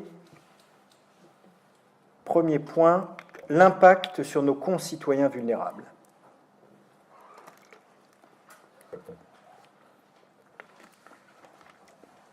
Alberto Radicati, qu'on ne connaît peut-être plus aujourd'hui, a publié à Londres en 1732 une dissertation philosophique sur la mort, qui était un pamphlet de 94 pages où il cherche à légitimer le suicide contre le christianisme et l'État. Les individus sont libres de choisir leur propre mort. La peur de la mort a été imposée à l'humanité, dit-il, par des hommes ambitieux qui, insatisfaits de l'état d'égalité que la nature leur avait donné, se sont mis en tête d'être assoiffés de pouvoir sur les autres. Alors ce livre, en 1732, va créer une énorme agitation à Londres. Le procureur général, à la demande répétée de l'évêque de Londres, va le condamner comme le plus impie et le plus immoral des livres. Radicati est arrêté, frappé d'une forte amende. Il fuit vers les Provinces-Unies, peut-être parce qu'il pensait qu'il pouvait lui arriver pire. Mais on peut noter qu'en avril 1732 a lieu, toujours à Londres, le suicide de la famille Smith. Suicide qui fait aussi scandale. Richard Smith et sa femme, qui vivaient dans une pauvreté effrayante à Londres, ont abattu leur fille d'un coup de feu et se sont pendus. Dans la lettre d'adieu qu'il laisse, Smith indique que le pamphlet de Radicati l'a influencé pour oser passer à l'acte. Alors, cet exemple attire notre attention sur la responsabilité politique devant les conséquences d'une provocation au suicide auprès d'un public vulnérable. On se rappelle d'ailleurs de l'ouvrage « Suicide mode d'emploi » de 1982, qui a été interdit et qui a forcé les responsables politiques français à légiférer, et qui a donné la loi de 1987. Donc il a fallu du temps pour y arriver. Je donnerai un autre exemple plus proche de nous pour montrer cette fragilité des individus face à la médiatisation d'un suicide. Le 11 août 2014, c'est l'acteur américain Robin Williams qui se suicide. Un jour après, les appels à la Suicide Online aux États-Unis ont doublé, passant d'une moyenne de 3500 appels par jour à près de 7400. Donc il y a bien un effet, une mimétique que la politique doit prévenir. Un témoignage enfin qui nous vient d'un résident en service de long séjour, un vieux monsieur dément qui veut se suicider. C'est un témoignage que l'on trouve dans un article de Véronique Lefebvre-Desnouettes, article intitulé « Signifier jusqu'au bout, le dément a encore besoin de nous », tiré du numéro « Éthique et vieillissement » de la revue Gérontologie et Société. Et donc c'est un dément qui nous parle, donc cet homme hagard, le regard fiévreux mais digne, qui veut se suicider, et qui me dit « Mais moi je vaux 190 €, alors vous comprenez, ici c'est pas pour moi ».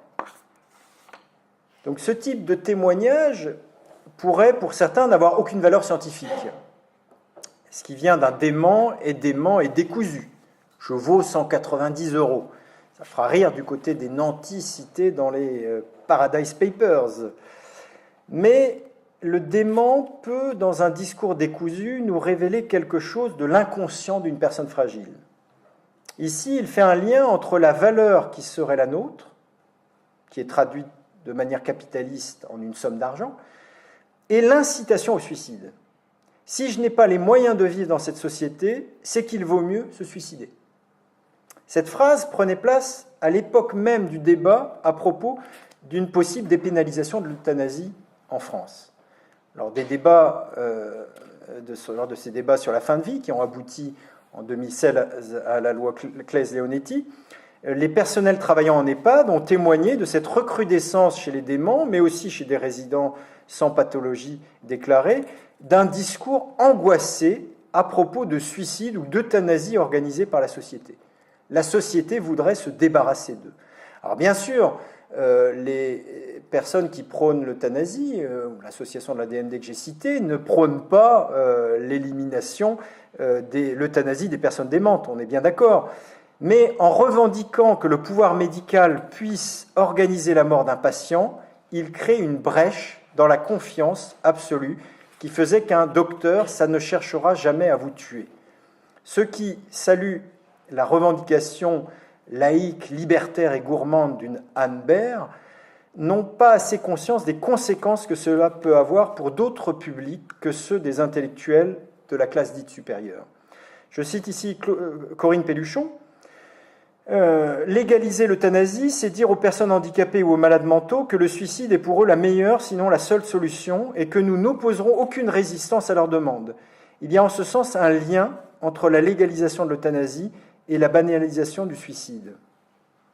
La revendication de l'euthanasie pour des publics fragiles, déments, c'est ce qu'on voit malheureusement en Belgique, équivaut à un jugement sur l'utilité des vies de ce genre.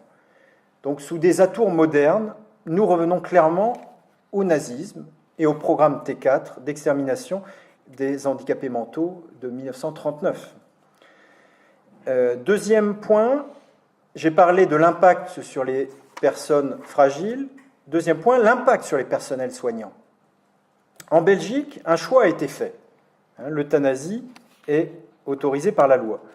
Et je voudrais citer le docteur Yves Delorte, médecin en Belgique qui pratique les euthanasies, et qui se dit choqué de recevoir de nombreuses demandes où il est pris à tort comme un agent de la mort.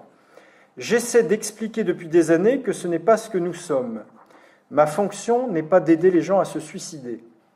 Alors certes, pour la loi belge en vigueur depuis 2002, il faut la pleine volonté du patient, il faut une maladie ou une infection grave et incurable et des souffrances physiques ou psychiques inapaisables.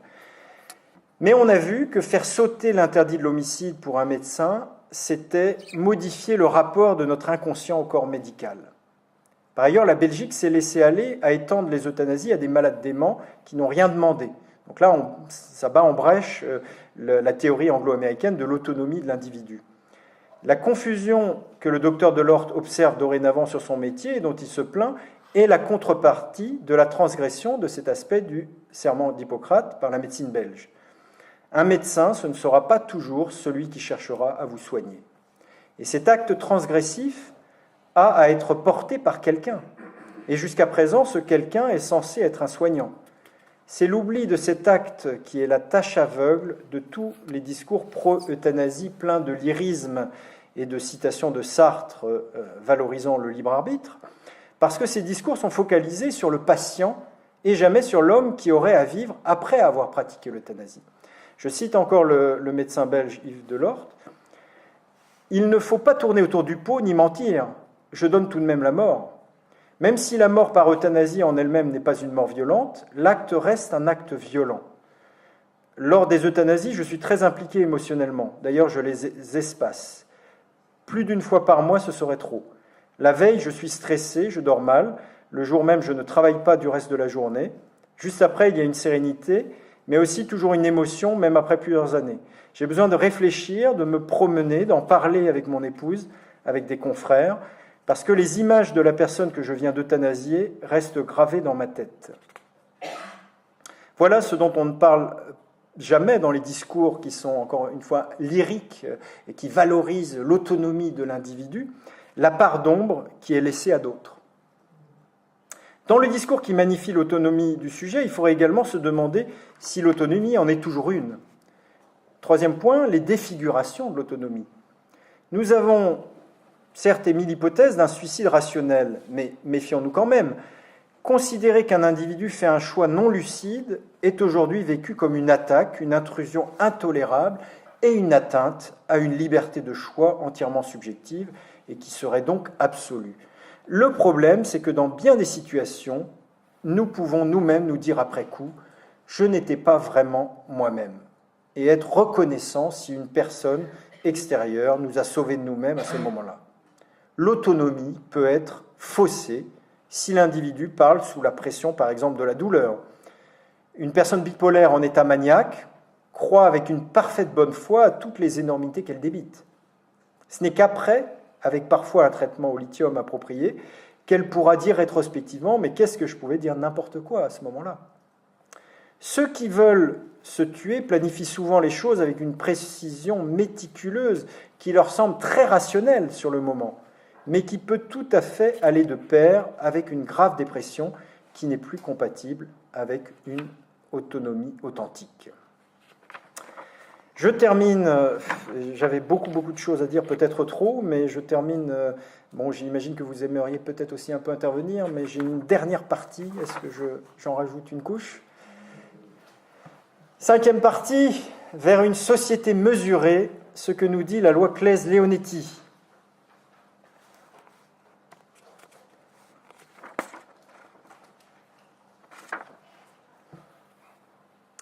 Le terme d'euthanasie est employé de manière ambivalente dans le débat contemporain. Alors précisons les distinctions en jeu. Il s'agit de l'acte délibéré d'un tiers qui entraîne la mort d'un malade, avec majoritairement, grâce aux médicaments, la visée d'une mort adoucie. Il peut y avoir, alors là j'utilise le terme de Gomas, de Jean-Marie Gomas, une euthanasie réclamée. Une euthanasie réclamée. Euthanasie réclamée, ça veut dire réclamée par le patient. Dans ce cadre-là, vous pouvez avoir le suicide assisté, qui consiste à ce qu'un tiers aide à sa demande un patient à mourir en lui fournissant un produit létal, ce qui est légalisé actuellement en Suisse, ce qui est légalisé dans l'Oregon, l'État de l'Oregon, qui est le premier à l'avoir fait. Donc ça, c'est le suicide assisté. L'euthanasie, qui n'est pas qualifiée de suicide assisté, intervient quand le tiers va jusqu'à injecter le produit létal à la demande du patient. C'est ce qui est légalisé en Belgique et Hollande sous le terme d'euthanasie. Il faut être précis sur les termes parce que des fois on confond les uns et les autres. Il peut y avoir aussi ce que Gomas appelle une euthanasie imposée. Euthanasie imposée, ici c'est par le soignant. Dans une euthanasie où la volonté du patient ne peut pas être obtenue, bébé mal formé, adulte dans le coma, impossibilité communicationnelle, le tiers prend la décision de le faire mourir en arguant généralement de sa souffrance supposée, ou alors de l'impossibilité d'avoir une vie de qualité, et c'est là qu'interviennent des critères extrêmement subjectifs de ce qu'est une vie de qualité. Et puis, en arrière-plan, peut se profiler aussi l'économie. Économiquement, il s'agit aussi de tenir compte du caractère non illimité des ressources, des lits, des supports médicaux, et ça, c'est la société qui peut faire une pression. Chez Durkheim, on parle de cette pression sociale à un certain niveau de suicide. Bien, deuxième point, faire enfin la peau à l'obstination déraisonnable. Faire enfin la peau à l'obstination déraisonnable.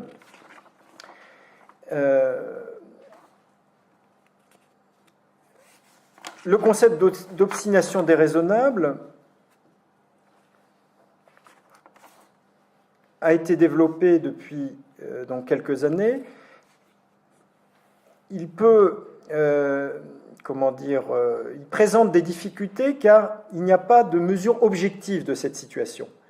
C'est une expérience professionnelle mûre et où une empathie équilibrée qui amène ce genre de conviction qui pourrait être argumenté mais jamais démontré. D'où les combats juridiques possibles à foison. Et c'est ce qu'on voit dans l'actualité, que ce soit dans un sens ou dans un autre. L'affaire Vincent Lambert, l'affaire Marois de Marseille, où donc on reproche au personnel médical d'avoir outrepassé leurs droits en prétextant de l'obstination déraisonnable.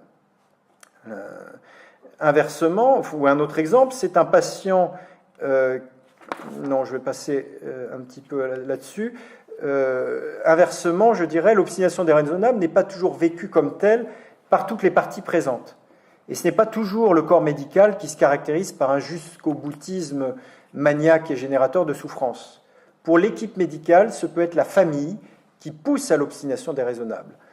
Pour l'alimentation des personnes âgées, on voit des tentatives d'alimentation à tout prix, quitte à gaver les personnes contre leur gré. Inversement, une équipe médicale peut considérer qu'un patient, même trachéotomisé, donc pour les béotiens, ouverture pratiquée de manière chirurgicale dans la trachée haute sous le larynx afin d'assurer une respiration. Bon, vous savez tous certainement ce que c'est qu'une trachéotomie, mais dans le public qui nous regarde, peut-être pas.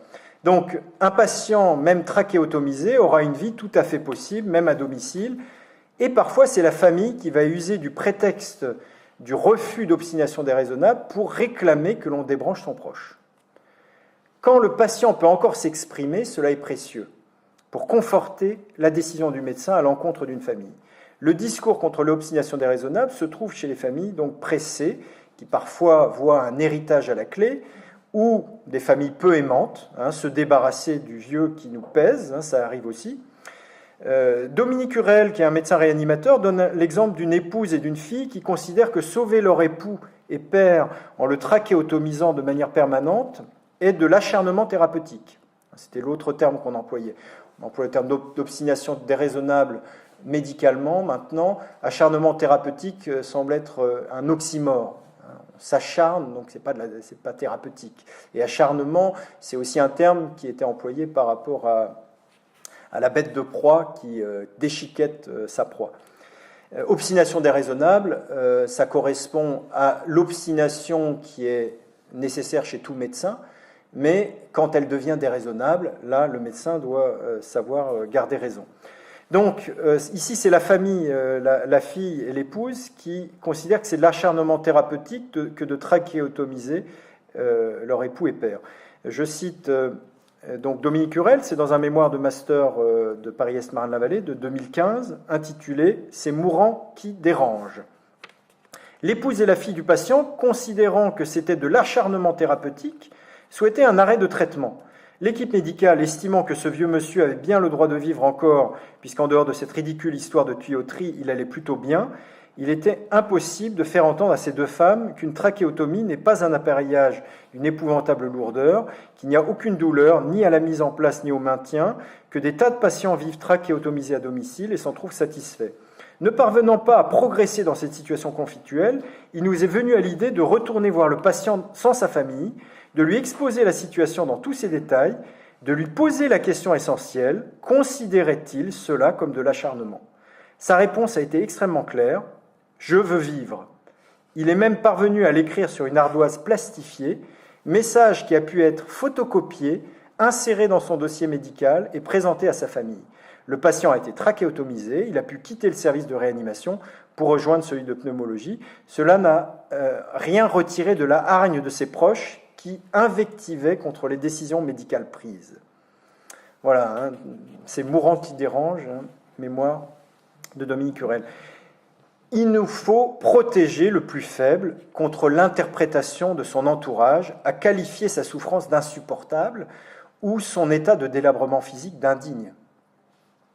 Denis Moreau, dans son excellent livre que je vous recommande, « Mort, où est ta victoire ?», qui est paru chez Bayard en 2017, donc Denis Moreau attire l'attention sur les tentations de notre époque. L'homicide, le manque de respect pour son père et sa mère dans leur vieillesse et l'égoïsme combiné engendrent la tentation de cette forme d'euthanasie, parfois dite, du point de vue de ceux qui ne la subissent pas, de confort. Faire mourir les parents alors qu'ils ne le réclament pas expressément, que leur situation médicale ne requiert pas d'en venir à cet acte grave, en étant principalement motivés par le désir d'éviter les désagréments humains, financiers, sociaux impliqués par la prolongation de l'existence des anciens. Voilà, Denis Moreau, je salue doublement Denis Moreau parce que j'ai fait mes classes au service militaire il y a plus de 30 ans avec lui. Je ne l'ai pas revu depuis, mais j'ai vu qu'il avait écrit ce livre. Donc je lui dis bonjour au passage, mais c'est un excellent livre. Entre l'obstination déraisonnable et l'euthanasie, il y a les soins palliatifs. Les soins palliatifs, il nous faudrait pouvoir retrouver ici la vertu au sens aristotélicien. Aristote la définissait comme un juste milieu entre un vice par défaut et un vice par excès, entre un laisser mourir qui ne serait qu'abandon et déni d'humanité et un faire obsessionnel obsédé par la toute-maîtrise donnant selon les cas une obstination déraisonnable ou une euthanasie. C'est certainement à la culture palliative de jouer aujourd'hui ce rôle que l'on dira aristotélicien. Les statistiques montrent que le développement des soins palliatifs a fait diminuer considérablement les demandes d'euthanasie. Il y a dans les soins palliatifs un respect de la temporalité du mourir. Le malade peut exprimer ce que l'injection létale, mais aussi bien l'acharnement thérapeutique, ne lui permettait pas d'exprimer. Cette temporalité ménagée aide les proches à se préparer à la séparation, ce qui est particulièrement important à une époque où les rituels sont escamotés et où on rend le deuil extrêmement difficile en faisant du mort un disparu plutôt qu'une personne décédée. Une majorité des demandes de suicide correspond à une demande d'attention. Bien souvent encore, les hommes agonisent sans que personne ne s'occupe d'eux, et c'est contre cet abandon, dans le cadre de l'hôpital, que se sont justement créés les soins palliatifs. Alors la loi Claes-Leonetti, je termine avec ça, elle essaie de promouvoir, donc loi du 2 février 2016, elle essaie de promouvoir une délibération de qualité en dialoguant avec le patient. Depuis la loi de 2002, dite loi Kouchner, nous sommes passés d'une société où le médecin imposait une décision à un malade passif à un malade patient qui devient aussi auteur de sa propre santé. Donc, dialoguant avec le patient, en utilisant les informations des directives anticipées, même s'il ne faut pas se leurrer, les directives anticipées, ça ne fera jamais que 10% des patients que l'on reçoit dans les services, en s'aidant d'une délibération collective, en dialoguant avec la personne de confiance, en dialoguant avec la famille. Alors, une des nouveautés, c'est ce qu'on appelle la sédation profonde et continue, donc je précise les choses. Cette sédation profonde et continue ne s'applique qu'à des patients atteints d'une affection grave et incurable. La sédation profonde et continue s'appliquera dans 3 situations différentes. Le premier cas de figure, pour un patient dont le pronostic vital est engagé à court terme, qui présente une souffrance réfractaire au traitement, et à la demande du patient d'éviter toute souffrance et de ne pas subir d'obstination déraisonnable. Ça, c'est le premier cas de figure. Deuxième cas de figure, lorsque le patient décide d'arrêter un traitement, alimentation, hydratation, par exemple, et qui engage son pronostic vital à court terme et est susceptible d'entraîner une souffrance insupportable, et à la demande du patient d'éviter toute souffrance et de ne pas subir d'obstination déraisonnable. Enfin, dernier cas de figure, lorsque le patient ne peut pas exprimer sa volonté, exemple patient inconscient, le médecin décide, au terme d'une procédure collégiale, un arrêt de traitement n'ayant d'autre effet que le maintien artificiel de la vie. Voilà pour les termes de la loi Leonetti. J'arrive à ma conclusion. Donc l'évocation de la problématique stoïcienne par laquelle nous avons commencé, surtout avec Sénèque, nous a placés devant ce savant dosage humain à prendre en compte entre courage authentique et résistance vaine devant une douleur qui serait inutile. Nous sommes les héritiers d'une dialectique entre autonomisation d'un sujet pensé atomistiquement, valorisation anglo-saxonne, anglo-américaine de l'autonomie, et prise en compte de la communauté dont le sujet dépend, ainsi que d'un rapport à la douleur qui a changé. La rhétorique se pousse du col sur les plateaux télé pour revendiquer l'euthanasie, pour revendiquer le droit inaliénable de chaque individu à demander sa mort quand il le veut, en l'assaisonnant d'un peu de Sartre et de philosophie du libre arbitre. De l'autre côté, il peut y avoir, il faut le reconnaître, un refus trop strict à abréger des souffrances réfractaires qui muent une fin de vie en séance de torture prolongée. Mais informons aussi le grand public sur le fait que ces souffrances réfractaires restent normalement rares dans un cadre palliatif de qualité. Comme le disait Francis Cabrel, c'est une question d'équilibre. L'équilibre choisi par la France n'est pas celui choisi par la Belgique, qui accepte l'euthanasie, ni celui choisi par la Suisse, qui accepte le suicide assisté.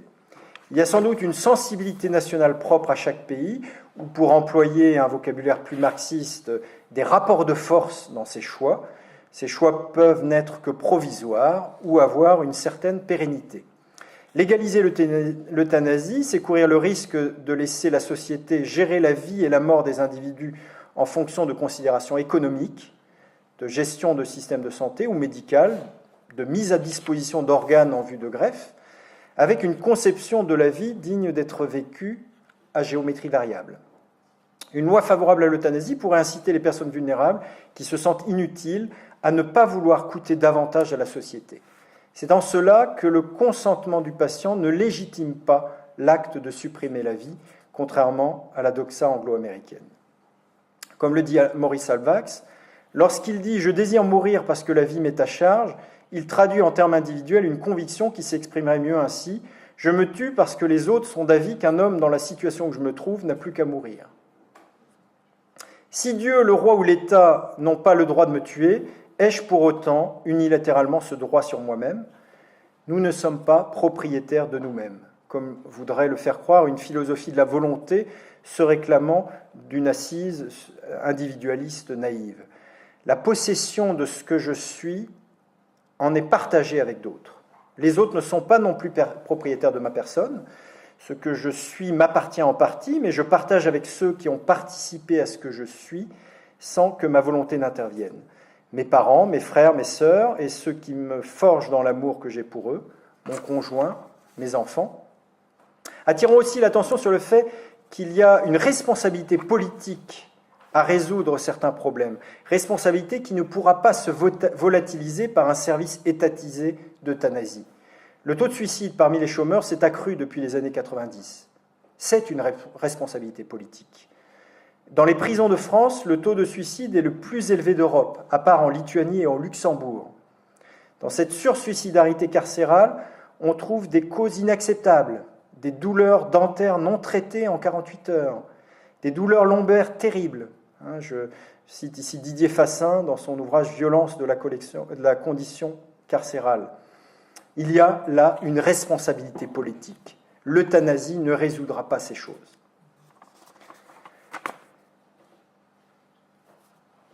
Je termine, pour ne pas désespérer Billancourt, et terminer sur une note un peu plus légère après ce lourd sujet sur le suicide.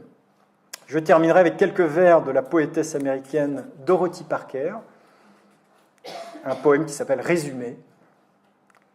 Les rasoirs font mal, les rivières sont humides, les acides laissent des marques et les drogues donnent des crampes. Les armes, c'est interdit, les cordes peuvent se relâcher, le gaz sent mauvais. Autant continuer à vivre. Merci.